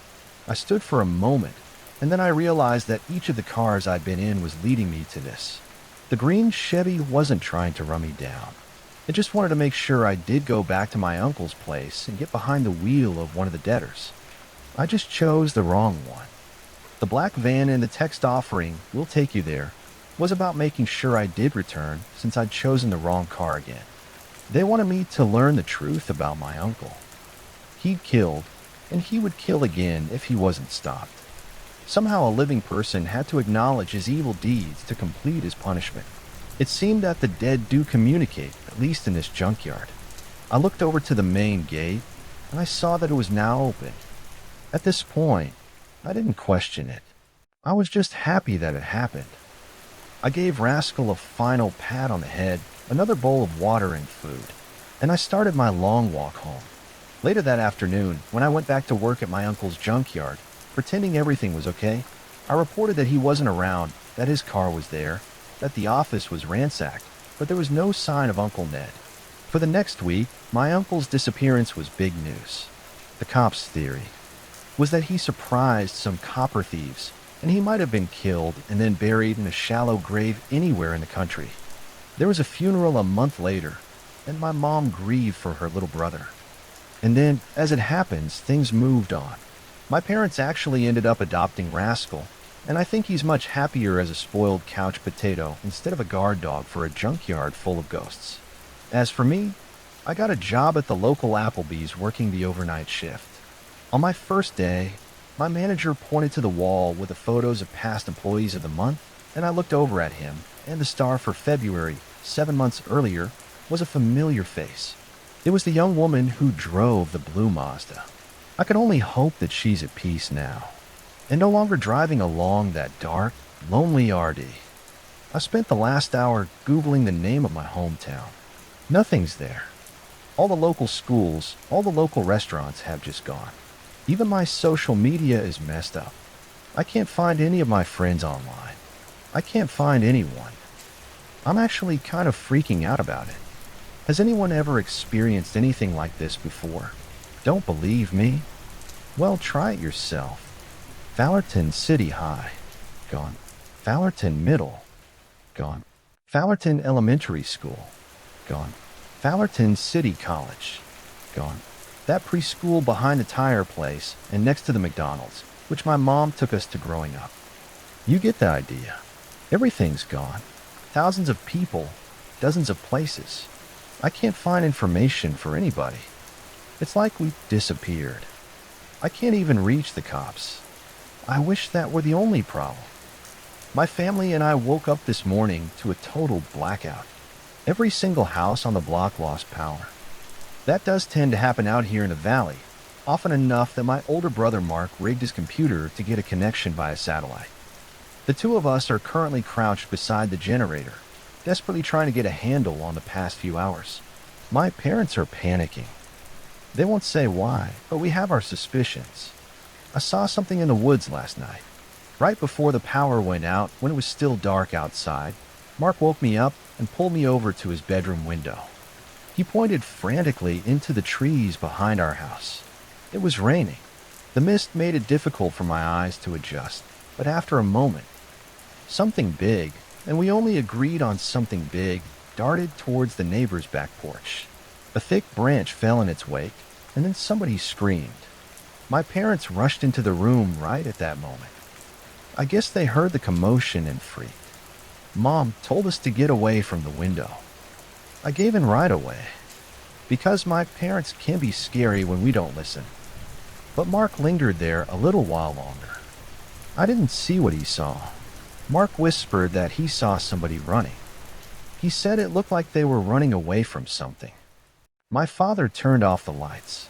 I found that odd and pushed my brother aside. He looked out the window in silence.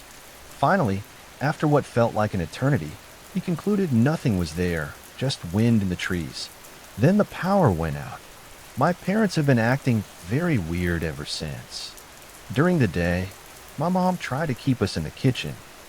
She made breakfast, lunch and dinner over the fireplace. She even broke out a board game in the afternoon, and we played for a couple hours. She kept asking about schoolwork or football or baseball or anything but the odd situation we were in. We tried to change the subject, tried to ask her what was happening outside, but it was no use. She ignored our questions. My father, well, he had a wild look in his eyes. Mark and I can't recall anything like it. He kept rushing to check the window every few minutes. Then he would sit down and check his cell phone, then back to the window, then back to his phone, like clockwork. Each rotation left him more agitated than the last. The cable didn't work. The internet had been spotty. There was really nothing to do but read a book or play a game. Mark asked me to go for a walk before dinner.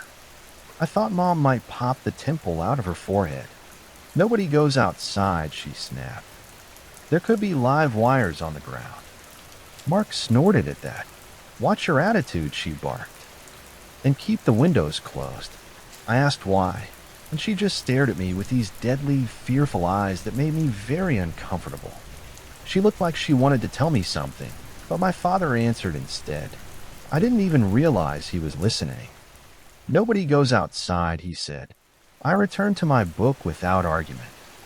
I found one of Mom's old Stephen King collections and stumbled onto a story about rats in a basement bigger than a man. Time moved a little faster while I read. The walls of my house started to evaporate. It didn't take long for my imagination to disappear down the stairwell in the story, plunging further into the darkness with each step. Listening to untold things move around me perilously through the blackness, somebody knocked on the door around 10 p.m. After an entire day of endless boredom, I thought this might be my salvation. Thank God. Maybe a maintenance worker, maybe a neighbor, maybe my friend from down the block. Finally convinced his mother to traverse the minefield of imaginary live wire. I got up from my chair to answer the door. My father sprinted across the room to block me. I don't think I'd ever seen him run before. He put his hand over my mouth. I tried to protest. He squeezed my arm. He didn't look angry. He looked scared. His eyes were on fire. It grew quiet outside, like someone was listening. One finger over his lips told me to shut up. I looked over to my mom and saw her doing the same thing to my brother. He looked like he wanted to cry. The knocking resumed. The pace was pleasant at first. You're typically formal, but friendly. Rat-tat-tat. Then a pause. A knock. I was confused. Why were they scared? Why would a burglar knock? I thought that this could be somebody who could tell us what was going on, and it annoyed me that my parents were paranoid. So I got the idea to try saying something anyway. Not my best thought. I started to speak, and my father grabbed me by the throat and pushed me against the wall. His sweaty palm slipped against my mouth. He raised one finger to his lips and held it there. The knocking continued. My brother whimpered in the corner. The door hinges whined from the pressure of the knocks. My father reached into his pocket with a hand that was formally placed around my neck. I knew he had a knife in there. And then, just as soon as it started, the knocking stopped. The house got quiet again. My father let go of me. It's been hours since the knocker left. My parents still won't talk to us. My mom's sleeping on the couch. My dad is sitting in front of the door with a gun across his lap. Can someone please tell us what's happening in Gallatin City? I still can't find anything online. We are available through message and comment as long as our connection holds. I don't think I'll sleep much tonight. It's too quiet. Do you know what happens when you search online for Gallatin City now? This post comes up. I'm not quite sure how to describe that feeling. We are a community of hundreds, thousands of people, each with countless stories and worries of our own. You are only hearing one of them now. I cannot understand how our digital footprint could disappear overnight, but here we are, day 2 in a missing city. I didn't get much sleep last night. Mark spent most of it glued to our bedroom window. He woke me and called me over every now and again. Sometimes he saw flashes of light in the distance. Sometimes he saw movement in the trees. Mostly we saw fog. Thick blankets of it descended on our house like a comforter. It also never stopped raining. Big gusts of wind thumped the house hard enough to make us jump. But the worst parts of the previous night were the periods of complete and total silence. Something about that quietness can really make you go crazy. In any given suburb, there are a million background noises at once, even in a storm, even at night. Birds should be chirping, insects should be buzzing. Car engines or motorcycles or air conditioners should all be gently humming in unison. But we didn't hear any of it. Not a single sound but our own. I couldn't stop thinking about the neighborhood dogs. Shouldn't they be barking? There was one in particular, a yappy little thing named Caesar, which never passed up a good opportunity to wake you up in favor of a scrambling squirrel or rabbit. Did our neighbors have time to get him inside? Did something else happen to them? What happened to Caesar? Mark woke me up for the final time around 5 o'clock. I tried and failed to shrug him off. I heard something in the street, he whispered. Let's go. I asked him what he heard. Clicking. He said he got up and walked towards the living room without another word. I didn't want to go. I was freaked out enough. I didn't and still don't need to add another messed up layer to this situation. Blissful ignorance is sometimes the best approach, but I got a gut feeling that this wasn't something that should be missed, and I didn't want Mark to be there alone for it. So I followed him. The hallway that leads to my living room passes by my parents' bedroom. We could hear my mother snoring. Softly on the other side, a baseball bat was propped up by her nightstand. Her cell phone was at the ready right beside it. We tiptoed past the creaking wood floor and arrived at the entrance to the kitchen. The clicking became clearer by that point. Mark pointed over to an alcove by the couch. I followed him to the corner. Then he stopped dead in his tracks. My father was sleeping with a gun in his hand. There was a window behind him that looked out into our entire living room. Staring through the other side was a giant black eyeball. We froze. I darted back and forth across the room. We were in plain sight, just standing there in the kitchen like a couple of jackasses, but for some reason the eye didn't seem to notice us. It passed by a couple times to focus on the toaster or something else. My father must have heard something. He stirred and rolled over. When he did, thankfully, we locked eyes. I put one finger to my lips. A sober understanding dawned on his face. He took the safety off his gun. The eye responded to the movement of the gun, and in one swift jolt disappeared from behind the window.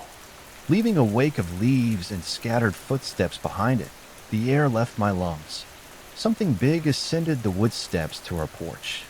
My dad turned to aim the gun. It started knocking. This time we didn't need anyone to tell us. We all stayed quiet. We sat in silence for the better part of the early morning. My mother awoke some hours later and got prepared to make breakfast, and only then did it feel safe enough to move around the house. Nobody told her what happened. I didn't think we needed to. My father certainly wasn't going to. I got the feeling from the look on his face that he would prefer not to talk at all for as long as he could. Mark returned to his spot by the window. Dad disappeared downstairs to get another box of ammo for his gun. I helped Mom cook over the fire, and we all went about our tasks in complete and total silence. No one tried to make fake conversation anymore. There wasn't any point in arguing about what was out there. We had enough food. We had enough water. Nobody was going anywhere. Just after noon, a knock came at the door. Each of us instantly stopped what we were doing. A sigh of relief went through the room when the familiar voice of our neighbor, Mr. Hallow, followed. He was looking for us. The door pounded harder. "No time to explain, please," he said. "Can you let us in?" My father walked in and stood awkwardly between my mother and the door. I could tell that he would prefer to ignore it, but she would never let him live it down. The true married man's dilemma. "Please, folks, if you're in there, open up. We don't have a lot of time," he said. Mark shook his head. "Please," he begged. "Jean is hurt. My mom bit her nails." Dad gave in and reluctantly looked through the peephole. Satisfied with his view of the other side, he slid the pistol into his back pocket, unlatched the lock, and opened the door. "Thank you," he said. "Now, Mr. Hallow is a big, burly guy. He took my father into his arms and slapped his back so hard the sound echoed down the hall. He moved over to chase my mother down for a kiss on the cheek as his wife and daughter trailed meekly behind. Thank you. Thank you. We didn't know if we'd see anyone else. My dad nodded awkwardly. My mom stepped up and hugged Mrs. Hello, tight. A quiet, pitiful moan escaped her lips as she did. The two of them were usually thick as thieves. My neighbor was a nice lady, the type that usually never shuts up, but now she couldn't get a word out. A thin line of blood trickled behind her foot. It didn't take long to notice the source. Her slacks were cut from the ankle to the knee. My dad slammed the door. Come on, Jeannie, my mother said. Let's get you cleaned up. The two of them walked hand in hand to the kitchen. Mr. Hallow sat down on her couch and wiped the sweat from his forehead and t-shirt. His daughter Alice perched herself neatly on the arm beside him. Like I said, it's lucky we found somebody, he said. My father nodded again. Did you see it? Mark asked. Whatever's out there, mister. Hallow stared back at him. He took a second before he spoke, like he wanted to pick his words, which didn't quite fit a guy like him. One of them got in the house, he said. An open window downstairs. We trapped it in the basement. My father held up his hand. Didn't feel safe staying there, though, mister. Hallow continued. My father interrupted. Enough, he whispered. Take a break, Mike. Let's talk. Mister. Hallow nodded in bewilderment. He got up and shuffled after my father towards the dining room, leaving Mark and I with Alice. Alice Hallow is around my age. She's short, with dark hair and dark eyes. She has this awkwardly adorable round head that she covers up with a bow or pin or some other new accessory every other day. I've had a crush on her since grade school. I know that's probably not relevant, but I just want to point out what may later become obvious. Mark elbowed me in the ribs. I ignored it. So, did you see anything? I asked. Like, did you see anybody out there? She paused and then shook her head. Well, what does it look like outside? Mark asked. Normal. Quiet, she answered. Then you really didn't see anything? I asked again. When it started, She looked at me and shook her head, paused, then relented. We were all inside, sleeping like you probably were. It was late. She started. Or early. I don't know. My dad was upstairs. I was upstairs. My mom doesn't sleep much, so she was doing some laundry in the basement, she continued. I don't know what woke me up first. Her screaming or the power going out. They both seemed to happen at the same time. My dad started shouting her name. Jeannie, Jeannie. And my mom was just wailing from the basement. We both got to the kitchen and we could see her running up the steps. She was screaming at my dad. Close the door, close the door. But my dad couldn't stop looking at whatever was behind her. He just froze, she said. Right, Mark whispered. I can't blame him. So I reach out and slam the door, and just as my mom makes it through, something wedges itself in the doorway, she continued. Holy shit, what was it? I asked. I don't know. Something thick and sharp, like a claw, I guess. It was wet, too. It left a stain. Anyway, I couldn't get the door shut because of it. I was panicking. I kicked my dad in the shin, and he threw his body weight against the frame. The lock finally clicked, and we heard whatever it was fall down the stairs on the other side. She paused. It didn't come up again, she said. My father reemerged from the dining room some moments after. Mister. Hallow trailed behind. All right, who's ready to eat? He asked. We ate our fire-cooked meal in relative silence. All four parents made it abundantly clear through menacing stares that the topic of the shit show outside would not be discussed with children present. Mark again asked if he could go for a walk. Nobody even dignified him with a response. After our dishes were done and disposed of, we retreated into various alcoves of our suddenly cramped 3-bedroom. Mark and I went back to our room. Alice set up shop in the office with her mom. My mother retired to bed early, and both dads stood guard in the living room. The house grew quiet again. The wind and rain finally seemed to slow down. My Stephen King story kept me company. I couldn't help but empathize with a main character somewhere in between tales of rats and armor. Bat rats and albino rats who never saw the sun. Sleep came easily, and I was comfortable under the familiar warm sheets. I woke up to a rude shaking. Alice was standing over me. She didn't say anything. I guess she didn't have to. Mark and I rubbed the last remaining ounce of sleep out of our eyes and followed her wordlessly into the office. 2 cots were set up in the room. One looked disheveled, the other was still made. Alice pointed to the open window. Her mother was gone. My hometown is dying, and I don't want to die with it. I know it sounds ridiculous to be lamenting on an internet forum while the world is melting around me. At the moment, it definitely feels ridiculous. But you have to understand, if we don't survive, which we almost certainly won't, this story will be my town's last living record. That's important to me. That's important to them. I have to let someone know what happened here, even if it's only you. The truth is obvious now. We're being exterminated. This town and its people are being erased. Valentine City is all but wiped from the collective subconscious already. All that's remaining are the survivors, the creatures, and this story. I'll keep it going as long as they let me. I don't know why this is happening. I don't really care. Not anymore. I just want to get out of here. This will be the last post from inside my childhood home, the only home I've ever known. My brother and I have decided that we won't die here. Mark packed a couple essentials in our school backpack. The only thing that's remaining is this laptop and a frank conversation with my parents. I know they're scared. We're all scared, but we have to do something. Mrs. Hallow didn't come back last night. Alice only stopped crying long enough to tell the adults what she knew, which wasn't much. She fell asleep sometime around midnight. Her mother was in the room at the time. She was acting strange. She said. She just kept repeating the same things over and over. And her face was white. Like really, really white. I thought it was just a shock over what happened. The scratch, the attack. I didn't know. I didn't know. Mr. Hallow was inconsolable. We have to find her, Jack, me, you, and the boys. Alice can come too, if she's up to it. We got weapons. Don't wait. You got a small arsenal here, Richardson. They're big, but the damn things are stupid enough. My father just shook his head and pursed his lips.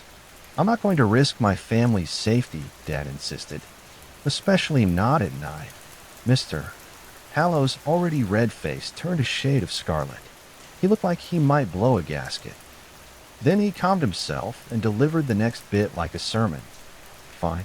You stay inside and cower. Lie to your kids. Keep them underneath the covers long enough, and maybe they won't think there's monsters outside. But you raise your family how you want. Asshole, but don't you dare tell me how to take care of mine. Mark looked down at his feet. I avoided my father's glance. Alice, come on, we're going, mister. Hallow said, get what you got. We're not staying, mister. Hallow finished. You're not convincing me to abandon my wife out there. You know me better than that, Jack. My father reached out and handed him a gun. We have extra, he said. You'll need it more. Mister. Hallow nodded awkwardly. He took the pistol and stuffed it into an oversized coat pocket before turning and heading for the door. My mom met him there with some bread and other things stuffed into a plastic bag. There wasn't much, but I think she felt like she had to do something. And she looked like she wanted to say more, but she didn't. Alice reached out and gave me a warm hug. She held on longer than expected, right around that time. I really wish she would stay. Not just because of my feelings for her, but because I think we all knew what would happen next. It all just happened so fast. Thank you for the hospitality, she said. Mister. Hallow shook each of our hands one last time. My father opened the door for him. Without another word, the pair descended the front porch into a thick evening fog. Alice turned back to wave. She turned around and they were gone. My father shut the door. Dad shuffled back to the couch and collapsed. Mom waited at the door like they might change their minds. Mark perched at the window. He looked over and shook his head at me. Just as an all too familiar clicking echoed down the block, I could feel my body instinctively tensing. I had no true preparation for what came next. The sound started quietly before it seemed to fill the air. Soon it was as if 1,000 crickets suddenly invaded Folleton and all decided to chirp at the same time. The ringing, awful cacophony of it was deafening. Somebody outside screamed. I couldn't tell if it was a man or a woman.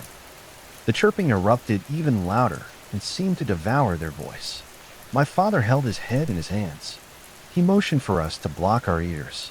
My mother started to cry underneath the clicking, underneath the screams.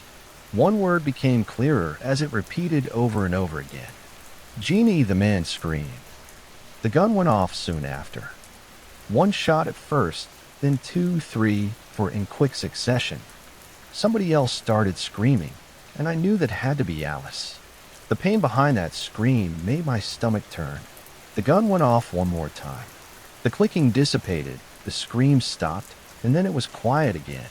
My father got up and quietly led my brother away from the window. Mom fell to a heap in front of the couch. I could feel the tears forming in the corner of my eyes, and I tried to fight him back. "You knew that would happen," I told my dad. "Why did you let her go?" He stared back at me. Heavy footsteps echoed on the porch. The knocking started. My mother couldn't control her sobs. My father dropped onto the floor to silence her. It was no use. The two of them ended up in this awkward wrestling embrace. The pounding outside continued. "We killed them," Mark whimpered. "And now they're going to kill us." The footsteps left the porch and circled the house. We heard knocking from my bedroom window, then the office window. "They're checking for weaknesses," Mark whispered. "They're trying to find a way." The sound ascended to the roof. Heavy footsteps paced back and forth above us. The chimney kicked back smoke. "It's too small," my father said. "They can't fit. Please God, they can't fit." My mother wrapped her arms around her head. The knocking surrounded us. There had to be a dozen of them, all checking various points of entering, all clicking their disturbingly loud song in unison. Staying quiet would be no use now. They had to know we were inside. Mark gestured for me to look through the peephole. I squinted, and I noticed something in the distance. It was still dark, but the sun started to rise on the horizon, and with it came a few tentative beads of light which softly illuminated the neighborhood. I realized I was staring at the home of Yappy Caesar, and standing in front of it was something I hoped to never see again. The creature stood, at least 2 to 3 times the height of a man. It held itself up on 2 massive legs that bent wildly at the knee, and behind it were smaller legs that trailed behind sort of uselessly. I thought at the time that they looked like fins. One of the bent legs reached out to my neighbor's glass. It started knocking. There was a moment's pause. Their window opened. I had to fight my instincts as a woman leaned outside as if to greet the creature, which gently took her into its hind legs and rambled down the hill. The unrelenting clicking soon gave way to the scurrying of heavy footsteps. A massive weight lifted itself off our roof. The sun came up. We were alone again. "We have to leave today. We can't take no for an answer. We have no choice. These things, they know we're here. They will get inside tonight. If I don't make it, you know what happened. But please wish me luck. I feel better knowing that some trace of my town will live on in this forum." I can hardly describe driving through the complete devastation of my hometown. We passed dozens of familiar homes from over the years. Some of them had bullet holes. Some had bent frames or broken glass. Some had dead bodies in their front yards. And I tried not to look at those too long, because I knew the faces. But it's hard to stop yourself from looking once you start. You know, I saw Alice. I saw Mr. Hello. I saw neighbors. I saw friends. Some of them died running, some died fighting. But they all seemed to end up the same way, in scattered bits and pieces, cast like trash, almost decorating their own immaculately made front lawns. My father drove the car. Only one RD. Let us out of town, but it passed through a few hiccups along the way. The supermarket on Grannis T sat behind 2 apartment complexes that tended to be crowded. The gas station on Main would allow us to fill up, but they didn't call it Main for nothing, and more people would almost certainly lead to more problems. All of these issues swirled around my head in unison, with a backdrop of my entire town carved up like origamis right in front of my face. And my dad didn't even seem fazed by it. He actually hummed for the October 1st minutes of the trip. My dad is not the type to hum at first. I thought it might be a nervous thing, but then my mother started to join him. "Guys," I called out. Mark glued himself to the car window. He wouldn't look at me, not even a shared glance of misery. I knew from his reaction that something bad was about to happen. I guess I just didn't want to admit it to myself. I said. My father slowed down around the grocery store. He pulled into the lot unceremoniously, as if it were any other Tuesday, while the corpses of our neighbors lined the streets among us, clearly baking in the heat of the rising sun. I actually thought we hit one of them. "What were we doing?" I asked. Nobody answered me. "Hello." I tried again. My father parked the car. He leaned over to give my mom a peck on the forehead. She nodded and smiled back. After a moment of silence, he gingerly unclipped the seat belt and moved to get out. Nobody bothered to stop him. I said, "Wait, are you serious? You can't go out there." He smiled at me one last time. Looking back, I like to think there was still some part of my dad in that smile. He looked like a weight had just been lifted from his shoulders, like he got us this far, like his job was done. I didn't understand it then. I do now. I only saw the scratch when he got up right above the bell, hip to hip. His shirt had always been tucked. My mother took a deep breath. "Mom," I begged. "Mom, no, please." She looked back at me and took my hand. She was cold to the touch. Mark whimpered something. I knew then that my brother knew all along. It happened the first night, he whispered. "They can't fight it anymore, Maddie. It won't let them." The car door opened. "Mom, no, you can't go out there." She pulled her hand away. "Mom, please." "It's okay, honey," she said dreamily. "It's okay, honey. It's okay, honey." She got out of the car and sprinted after my father. I never saw my mother sprint before. She looked so strange doing it. I watched the two of them go towards the store, hand in hand. In a moment they were there, and the next they were gone. "We have to follow them," I begged. "Okay," he whispered. "But be ready to run when I say run, deal." There was a loud noise then. "I'm the oldest," he insisted. "We don't know what we're going to see inside there. You have to listen to me." "Shut up and let's go," I said. We hopped out of the car and ran across the empty lot. Rain and heavy wind swooped in with our arrival. Mark slipped in a pool of blood. I raced back to help him. By the time we both made it inside, our parents were gone. We looked around for a minute. The store seemed to be shelled. Overturned shelves made it difficult to get around. Smeared floors made the entire place stink worse than a slaughterhouse. At the center of the store was a staircase that leads to the basement level. Normally larger items like water jugs are stored down there. We got the distinct feeling that we weren't totally alone. Because we could hear some kind of movement in that area, we moved toward it.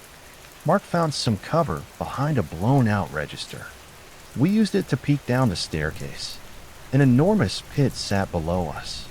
We couldn't actually see where it ended. Mark picked up a can and dropped it 10 to 15 seconds later. It made contact with the bottom. The closer we inched towards the center, the more that movement seemed rhythmic, almost pulsing like a heartbeat. We heard footsteps. Mark ripped my collar and pulled me back. Approaching the center of the store were a man and woman who both looked familiar to me from different places. That was my first thought. That they must be together without me realizing. And it really is a small city after all. The couple walked up casually to the edge of the pit. They looked at each other and smiled. Then they jumped hand in hand, as if expecting to land in a ball pit. The splat came after the boom sound. The store grew quiet. Something seemed to be slurping down below. "What the hell?" Mark whispered. "You don't think?" "It drinks the blood," I interrupted. Suddenly, the pulsing grew louder. horrible scraping ripped somewhere below it. I can't adequately describe this sound. Almost like a giant moth breaking its way out of a cocoon. A familiar rhythm took over. That knocking rhythm checking for weaknesses, Mark muttered. Even at birth, we have to go. Mark said. Yes, we do, I replied. Each of us put in our best track performances to date, and the building gave way as if an earthquake were underneath it. We skidded out of the front entrance just as the overhang dipped down to smash the carousel door. My brother got to the car before me. He jumped into the driver's seat, and thank God the keys were still in the ignition. He smashed the gas and all but left me with a passenger door popped open.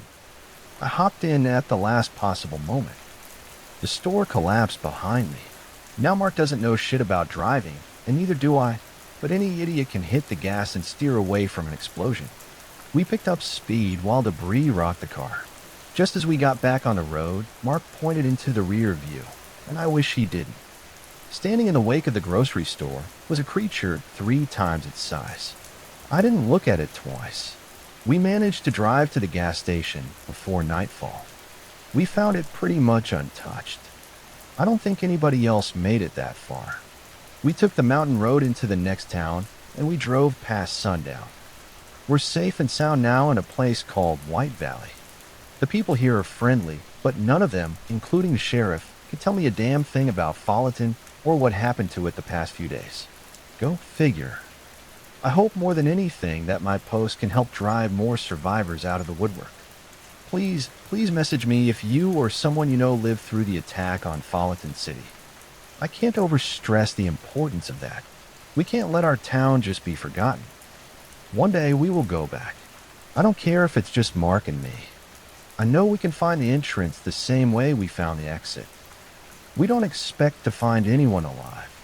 That's just hope that's not worth having. But we all have a right to know what's living there instead. Signing off for now, Matt. How do you prove a murder with no body? Even worse, how can you sleep at night knowing whatever took them is still out there? You can never stop being a detective. It's the kind of career that changes the way your mind works. Once you've started to think like one, the switch never really goes off. You start down a path and you can't go back. Not that I would. Even if I could. Personally, I've had a very interesting career as a detective, both during my years in the police force and in the years since I left to start my own firm as a private investigator. It's funny. I actually left the police service to take on less stressful cases. In fact, I almost expected it to be boring. I used to work in homicide, and while it can be rewarding work, there is a mental toll to it. I like to claim to have some faith in humanity, but it's hard to do that when you have seen the worst of it day in and day out. As a private investigator, I don't see nearly as much carnage during my work, but it was anything but boring last year. I spent 2 hours being interrogated by American Secret Service agents because an adulterer I'd been trailing just so happened to be staying in the same hotel as a U.S. ambassador. They found my parked car suspicious. I suppose part of the reason they even noticed it is because my car tends to stand out. It's a red 1957 BMW 503 coupe. Subtle. No, perhaps not. I have swapped it out for my wife's vehicle when necessary. Her Toyota is far less conspicuous, but a man should be permitted some vices, and my car is mine. A few years before that, I actually pressed charges against a gentleman after he opened fire on my car, causing considerable damage to the body. He had correctly guessed I'd been hired to look into the suspicious arson of a business he owned. Now, one would think that the insurance fraud charges that would likely follow my investigation would be less severe than the murder charges he would have faced had he successfully killed me, or the attempted murder charges and a property damage lawsuit I charge him with. But I digress. My work does remain exciting, and my psychiatrist has thanked me for switching to a less stressful career. But I must admit that some days I do work missing homicide. I don't miss the bodies or the carnage. No, I miss the feeling of accomplishment, the sense that I'd done something good for some poor, unfortunate strangers by granting the dead some justice and the living some peace. I suspect that was why I accepted the job from Gemma Shaw. Out of some good sense of twisted nostalgia for the good old days, had I known then what would happen, I'm not sure I would have. Would I have chased her out of my office like a stray cat? Or would I have accepted anyway? Would I have accepted, knowing that the mysterious fate of Richard Shannon would keep me up at night for what may well be the rest of my life? I don't know. I really don't know. Gemma Shaw was past 30, but she had aged gracefully and barely looked a day over 21. She had long brown hair, delicate features, and a charming, innocent smile. When the knock on my door came, I was at my desk. I was closing out a report I was going to email to a client regarding an insurance fraud case. Nothing too interesting. "Come in," I said without looking up from my laptop. Shaw entered quietly, as if she was afraid of disturbing me. "Sorry to bother you," she said quietly. "Mr. Moore, right?" "I am," I replied, looking over at her as I closed out my report. "And what can I do for you, Miss Shaw?" "Gemma Shaw," she said. "Okay, Miss Gemma Shaw," I repeated, getting up and offering her a hand and a reassuring smile. It seemed to put her a little more at ease as I guided her to a seat. "So what brings it to my doorstep?" "My father," she began. "Trevor Shaw. He passed away around 2 years ago." "I'm sorry for your loss then," I said. "What was the cause of his death?" "Officially suicide, but I've had some doubts about that for some time." "Oh, my father wasn't the sort of man to take his own life, Mr. Moore. I believe that there was more to his death." "Oh, I see, Miss Shaw. If you have suspicions or evidence suggesting foul play, I'd recommend you bring it to the police, not to me. I don't typically take on homicide investigations anymore." "Yes, I've already brought my suspicions to them," she said. "I brought them up during the initial investigation after his death. They still deemed it." "Okay, so why are you here 2 years later?" I asked. On cue, she produced a folder from her coat. "I have some friends in the police department. They don't usually make a habit of passing things like this along to me, but given the circumstances, they thought it was necessary." She offered me the folder, and I looked through it. It contained several photocopied pages of some sort of notebook, a list of names and dates. One of those names was Trevor Shaw. Scans from the ledger of one Mr. Damien Scott, she said. "Have you heard of him in the news?" Damien Scott. The name did sound familiar. He'd been employed by the Morrow crime syndicate. It was based out of London.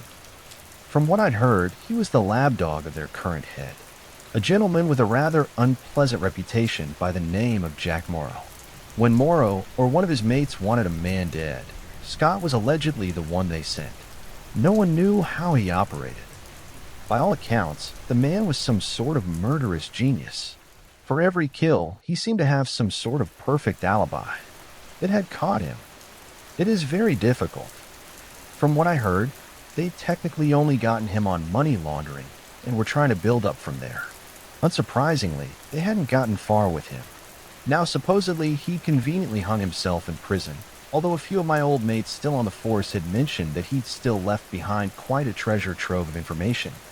Ledgers on victims the Morrow family had paid him to kill. Now, by itself, it wasn't damning evidence, but it opened up a few doors that Morrow would probably have preferred to remain closed. Doors like Trevor Shaw. "Interesting," I said softly, staring down at the name on the ledger before closing the folder. "You've brought this to the police?" I asked. "My father's death was a closed case. They're prioritizing the ones that are still open, the ones they didn't solve," Gemma said. "But I always knew that his death wasn't a suicide. And as far as I'm concerned, this proves it. I just might admit it. Scott was a hired killer. Say, he did murder your father. He likely did it on Jack Morrow's orders." "My father had no connections to Morrow," Gemma said. "You're sure of that?" "Yes, I'm positive." "Then why would he be murdered by Morrow's pet hitman?" "Because one of the men he worked with did. My father owned a construction company. After he passed away, one of his partners, Richard Shannon, took over. I know that Shannon has ties to Jack Morrow. I just can't prove it," she said. "And this is where I come in, isn't it?" I asked. She nodded. "Yes, if you can prove Shannon is connected to Morrow, maybe it would be enough to get someone to reopen my father's case. Please, I know that man paid to have my father murdered. He's gotten away with it for too long. He can't keep getting away with it. Please, Mr. Moore, I don't know who else to turn to." She stared at me, pleading with her big brown eyes, and I knew that she was desperate. And maybe it was that look that finally sold me. As I said before, I'd put my days in homicide investigations behind me, but I'd seen that look on her face before. She wasn't the first person to plead with me to grant them closure. Odds are she wouldn't be the last either. All right, if there's a connection between him and Morrow, I'll find it. I promised. And the look of relief on her face, it defied expression. Thank you, mister. More, she said, and that tone in her voice reminded me of the good old days, the days where I could give closure to those who were left behind. There's a useful little four-letter word I use in my line of business often, and Richard Shannon was full of it. As I started to dig into the man, it became immediately clear to me that he was an insufferable prick. Before I even set eyes on him in person, I did some snooping online. I don't personally partake in social media, but it does make my job much easier. You can learn a lot about a person through what they post online, and Shannon could barely go an hour without posting. He was a greasy-looking man with a graying goatee and a cowlick, who seemed to fancy himself as some sort of business influencer. His LinkedIn profile described him as Prometheus, igniter of the human renaissance, entrepreneur, advisor, analyst, engineer, investor, success coach, futurist, disruptor. And I suppose, in a way, his little biography told me everything I needed to know about the guy. Although maybe not in the way he anticipated, most of what he shared came down to typed sermons on how to succeed in business. Unfortunately, almost all of it came across as soulless, socially incompetent madness. The 3 most recent posts he'd made read as follows. I'm just going to say it. Yes, you should be putting your business over your family. Your business provides for your family. There's countless people out there who will share tear-jerking posts about how you'll regret missing out on moments and milestones. But the harsh reality is that building a foundation for your children's future requires sacrifice. If you will not sacrifice your family for your family, they will not thrive. My son Taylor understands that I might not be there for every moment, but he's why I'm grinding for that future. So put the business first. Your kids will thank you for it. Do you agree? That was one post. Another rant followed shortly after. Now I understand which employees are assets and which are liabilities. The employee's job is to serve the company, not the other way around. I let go of a gentleman who spent 5 years working for me today after he broke the news that his wife was pregnant. Can you believe that? I let him go because I knew that he would no longer prioritize the business over his family. He lacked hunger, man. He lacked the hunger required for success. Now you listen to me, and you listen well. If an employee is no longer an asset, then they are a liability. Absolutely. Period. DM me to learn more. That one was great. And then there was one below, posted a day before. Okay, I'm just going to say it. If you're making under 80 grand a year, you are not in a position to start a family.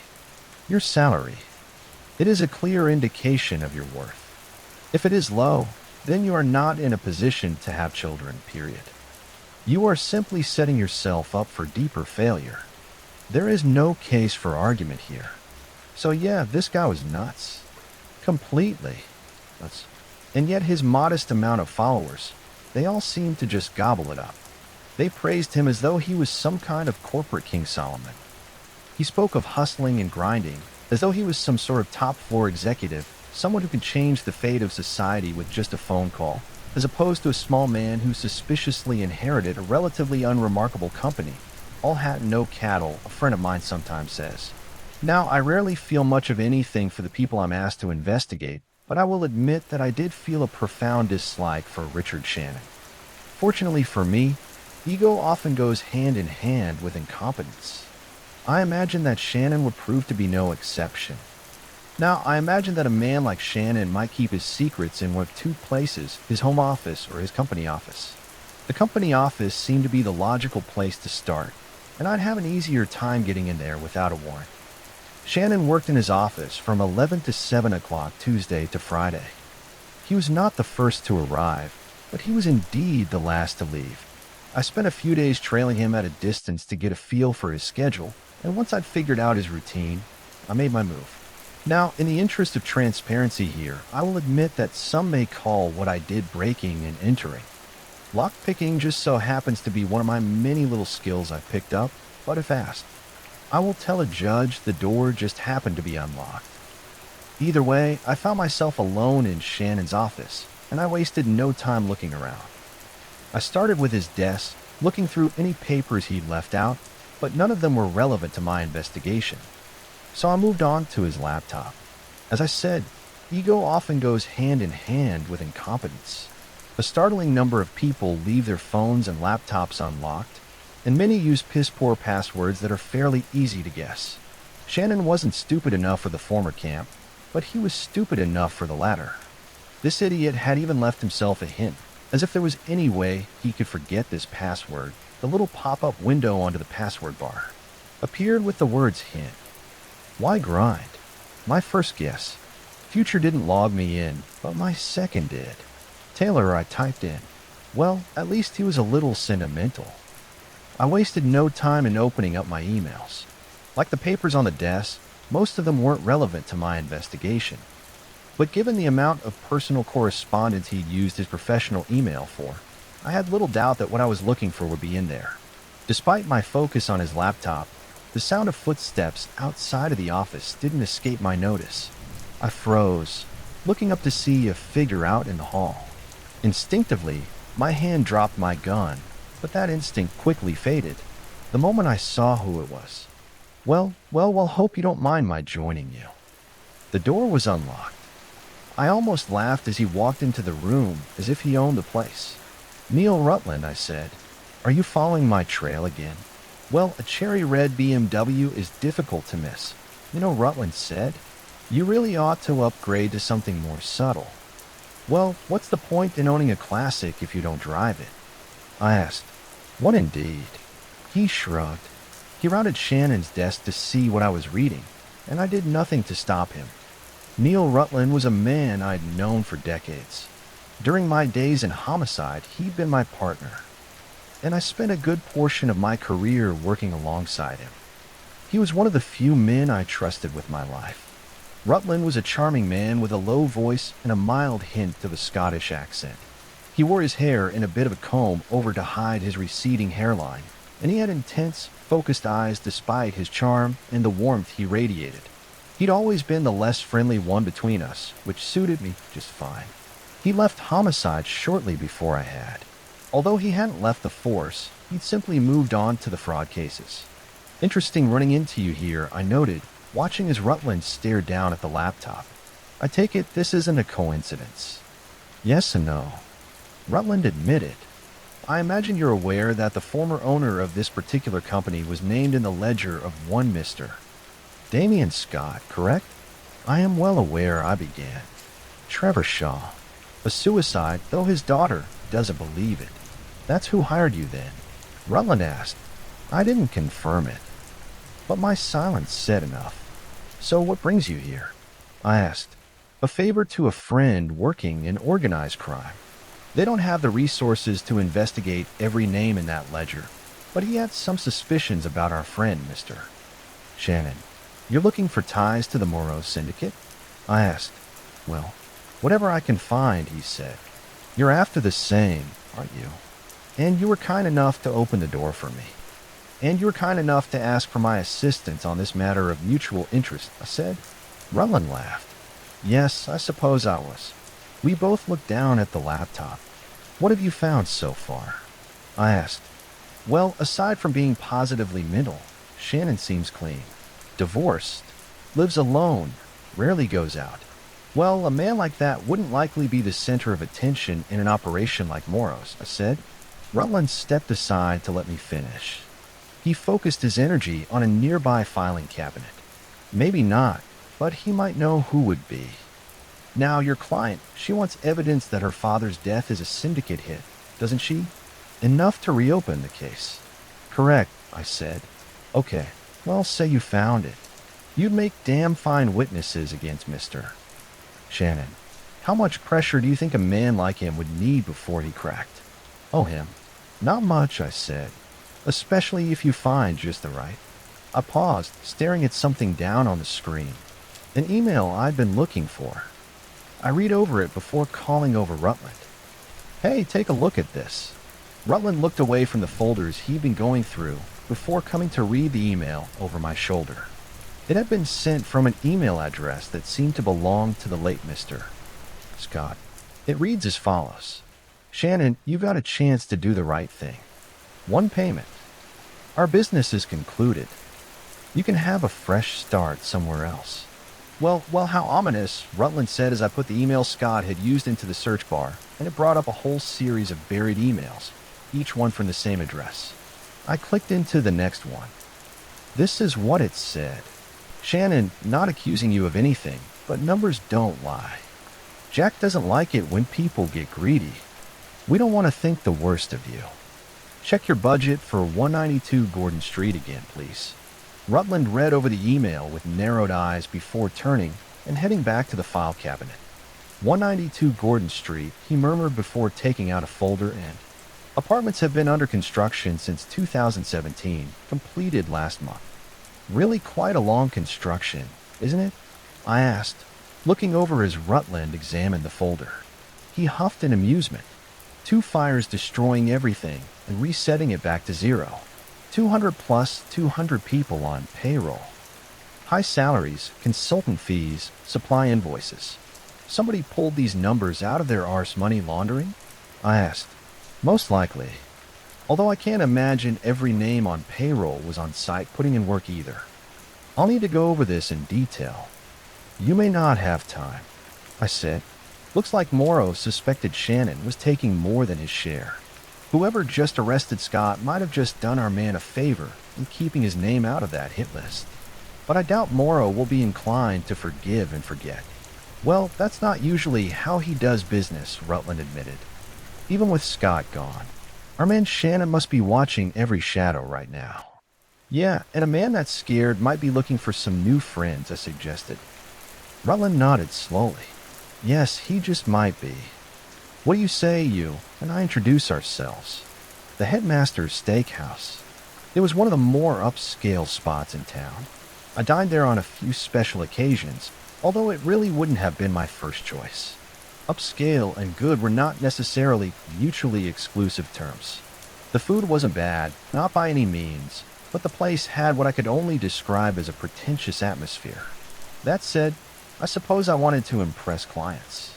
And had my head lodged up my own arse, it might just be the place I would have taken them. According to Richard Shannon's calendar, he was scheduled to be dining with a client at 8 p.m. at the Headmaster. I do wonder if we might have done that client a favor by interrupting. Shannon sat at his table, talking loudly. He was eating a lobster and shooting back an expensive bottle of champagne like it was cheap liquor. He looked already drunk. As we sat at a nearby table, Rutland regarded him with disgust. His client didn't seem to think much better of him. He left shortly after. Richard Shannon, Rutland asked. I let him take the lead. Oh yeah. His words were slurred. My name is Detective Neil Rutland, and this is my dear friend, Detective Simon Moore. May we sit down? Rutland didn't wait for an answer. He just sat down across from Shannon, as if he'd been invited. My apologies for interrupting your wonderful dinner here, but this really couldn't wait, Rutland said. I'm sure you understand, considering the borrowed time you're living on. Oh, but don't get me wrong, this is a lovely way to spend it. Fine food, fine champagne, Dame Perignon. Fantastic. What can I help you gentlemen with? Shannon interrupted. His words were still slurred. Oh, I don't believe you can help us, Rutland said, but we may be able to help you. Shannon just continued to watch us as Rutland continued. Jack Morrow is a dangerous man to have as an enemy. I'm not here to make any insinuations about your honesty or moral character, but Morrow. Well, it seems he's already made up his mind about you, hasn't he? Your point, Shannon said. Well, my point is, in your shoes, most men might be a tad bit nervous. I certainly would be. Even with Dammy and Scott out of the picture, I really can't imagine you've got much time left. Those affairs are my business, not yours, Shannon said. Oh, I disagree. I think they are, Rutland said. Let me make this clear, Mr. Shannon. From where I'm sitting right now, I can see a man in over his head about to drown. Luckily, I can help. Shannon cracked a dry smile then. Oh yeah, you must be the ones who were poking around my office last night. Whatever help you think you can offer me. I don't want it, he said. You may come to regret that statement, Rutland replied. Say you do make it out of this Morrow situation with your life, you do realize. With what we found in your office, you're likely to go down with him, right? If Morrow goes down, Shannon said. If it was my turn to chime in, I would have thought a man in your position would be eager to see Morrow go down. Maybe, Shannon said, but not to the likes of you.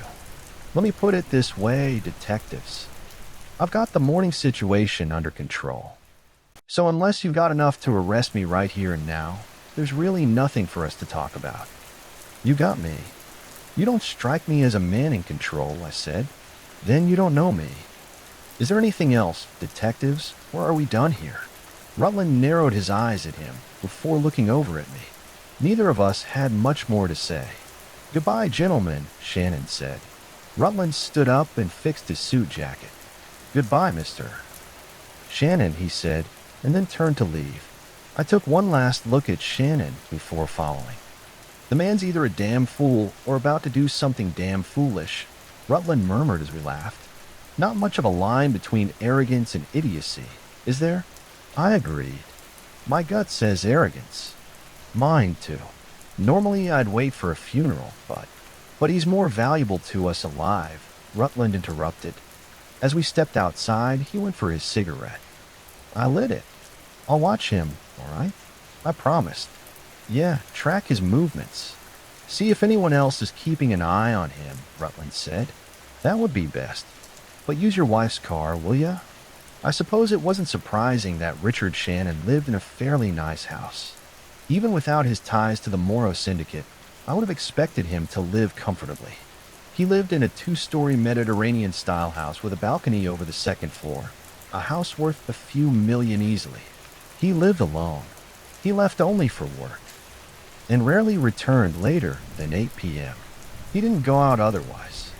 Even on the weekend, he remained secluded in his home, blinds and curtains drawn, as if he were afraid of anyone peeking inside. Had I not seen how arrogant he was the other day, I might have thought he was a completely different man than the one I met at the steakhouse. Rutland and I took shifts watching Shannon. He would watch him during the day. I would watch him during the evenings. Like Rutland had asked, I had switched up the vehicles I used. I used my wife's car and even a couple of rentals on occasion. I never parked in the same spot either. Rutland had asked me to take extra precautions, although after several days of watching this guy, I was starting to think I shouldn't have bothered. Nothing seemed to be happening. I was almost ready to say we have another chat with our man when, well, I'm still not entirely sure what happened that night. I suppose this was the moment this simple investigation turned to hell. I'm still not entirely sure how to explain what happened with Richard Shannon next. Each and every logical explanation I've tried to come up with, it just doesn't fit. It was 6 nights after Rutland and I had first spoken to Shannon at the Headmaster's Steakhouse. For nights since we'd begun to shadow him. Up until then, he'd mostly behaved like a recluse. I truly don't know why things changed on that particular night.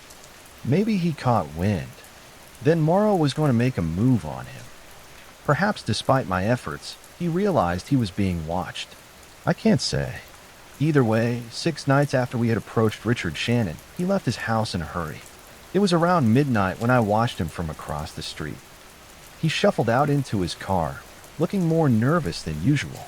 As he took off down the street, I followed him at a distance. I wasn't sure where he was going, but he seemed to be in a hurry. He was heading out of town, following some darkened back RD. His headlights illuminated shadowy trees as he sped down the highway. I followed him for 45 minutes down winding back roads, leading to seemingly nowhere at some point. I turned off my headlights, and I could just barely see the distant red glow of his in the distance. He stopped then, along some unnamed, barely paved road. I did the same, pausing around the bend and turning off my car so he couldn't see or hear me.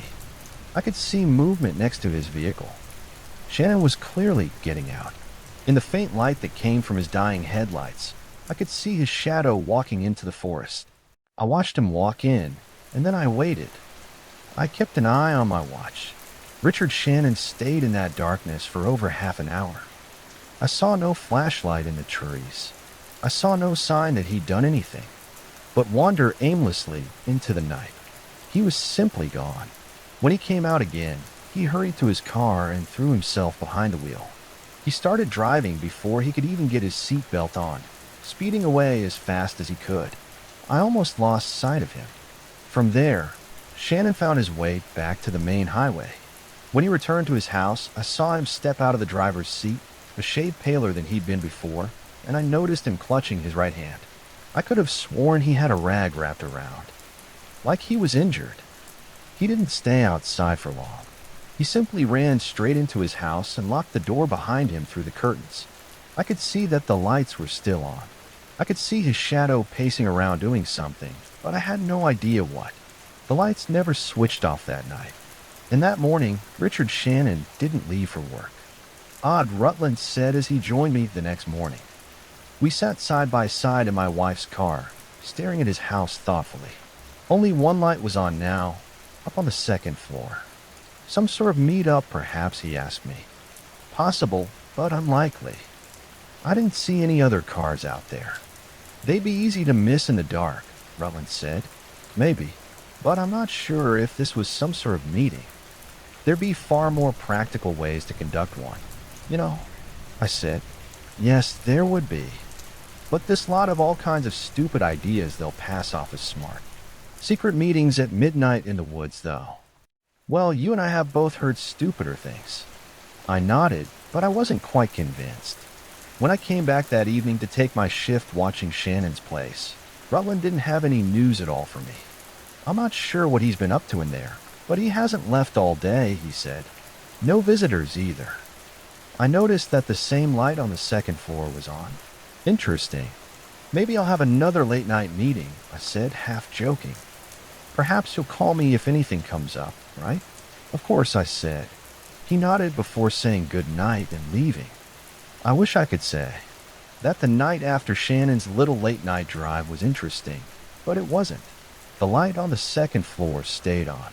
No shadow moved inside the house. Nothing changed, and that didn't sit right with me. When Rutland returned to take over his shift that morning, I was waiting for him outside of my car. And here I thought you were trying to be subtle, he said, half teasing. Although I did see concern on his face, he took one look at that house and he knew something was wrong, just as I did. There's been no movement inside that house since the night he went into the woods, I said.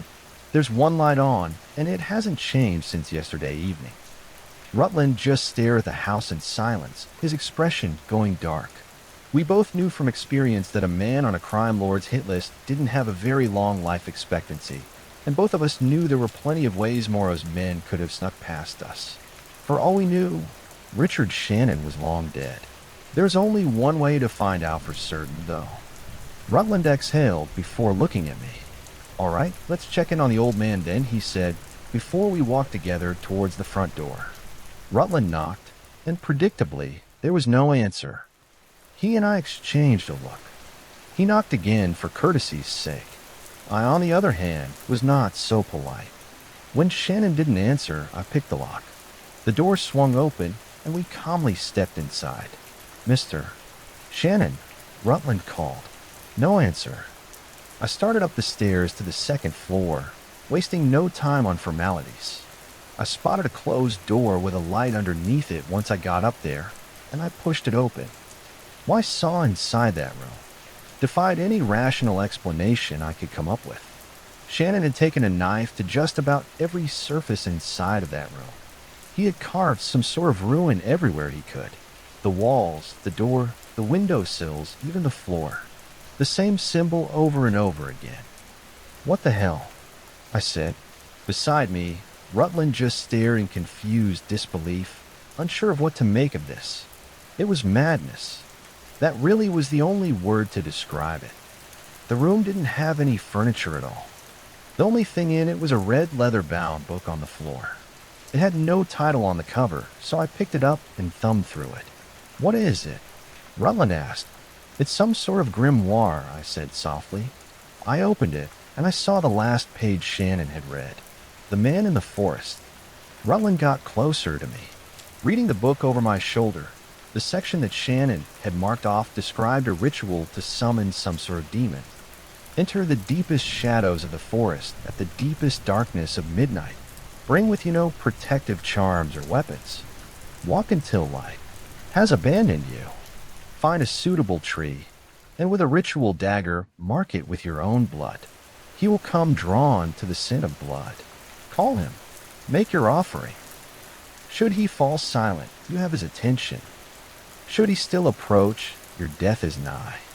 Offer up an effigy of your despised, and in your hatred, pin it to the marked tree.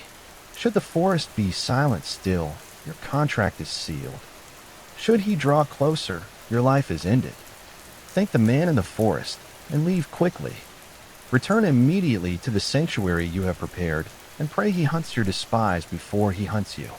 Pray your despised does not know how to protect themselves from him, or if they do, pray their sanctuary is weaker than yours. It cannot be stopped now. At least one of you will be shredded by his claws. Only he can decide which of you it will be. It was insane. It had to be. Complete and utter madness. Some sort of occult ritual to summon some sort of demon. To do what? Kill a man. Who? Morrow?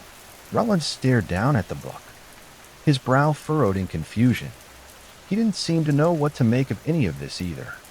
As we stared down at the book in disbelief, our eyes were drawn towards something on the floor beneath us.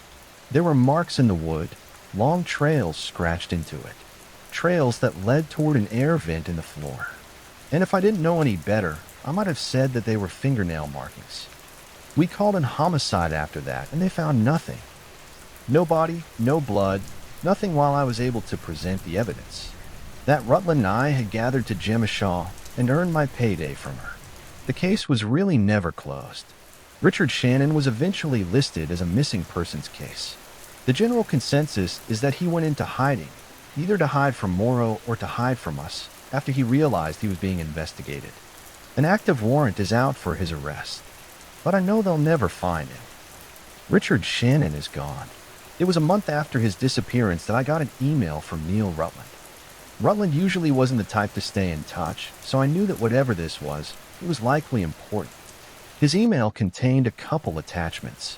One was a PDF of some files from the Damien Scott investigation. I skipped through them. Most of it was details I'd already heard, but Rutland had sent me something else as well. Photographs from Scott's residence in London. Most of these photos were unremarkable, but near the end of the document were several pictures of a bare room Scott had kept in his basement. A room with familiar symbols carved into the walls, onto the windowsills, onto the door, that same ruin everywhere, the very same one Shannon had used in his summoning room. The second attachment that Rutland had sent me was a video from a porch camera across the street from Damien Scott House. The footage was dated as being from the exact same night that Richard Shannon had gone into the forest. In it, I could see a car pulling up in front of Scott's house, and I could see a familiar man getting out. Jack Morrow. His face is only visible for a few moments, but it was long enough for me to tell it was him. As soon as he got out of the car, he went straight for Scott's house, running inside as fast as he could at a glance. The footage seemed strange, but mostly unremarkable.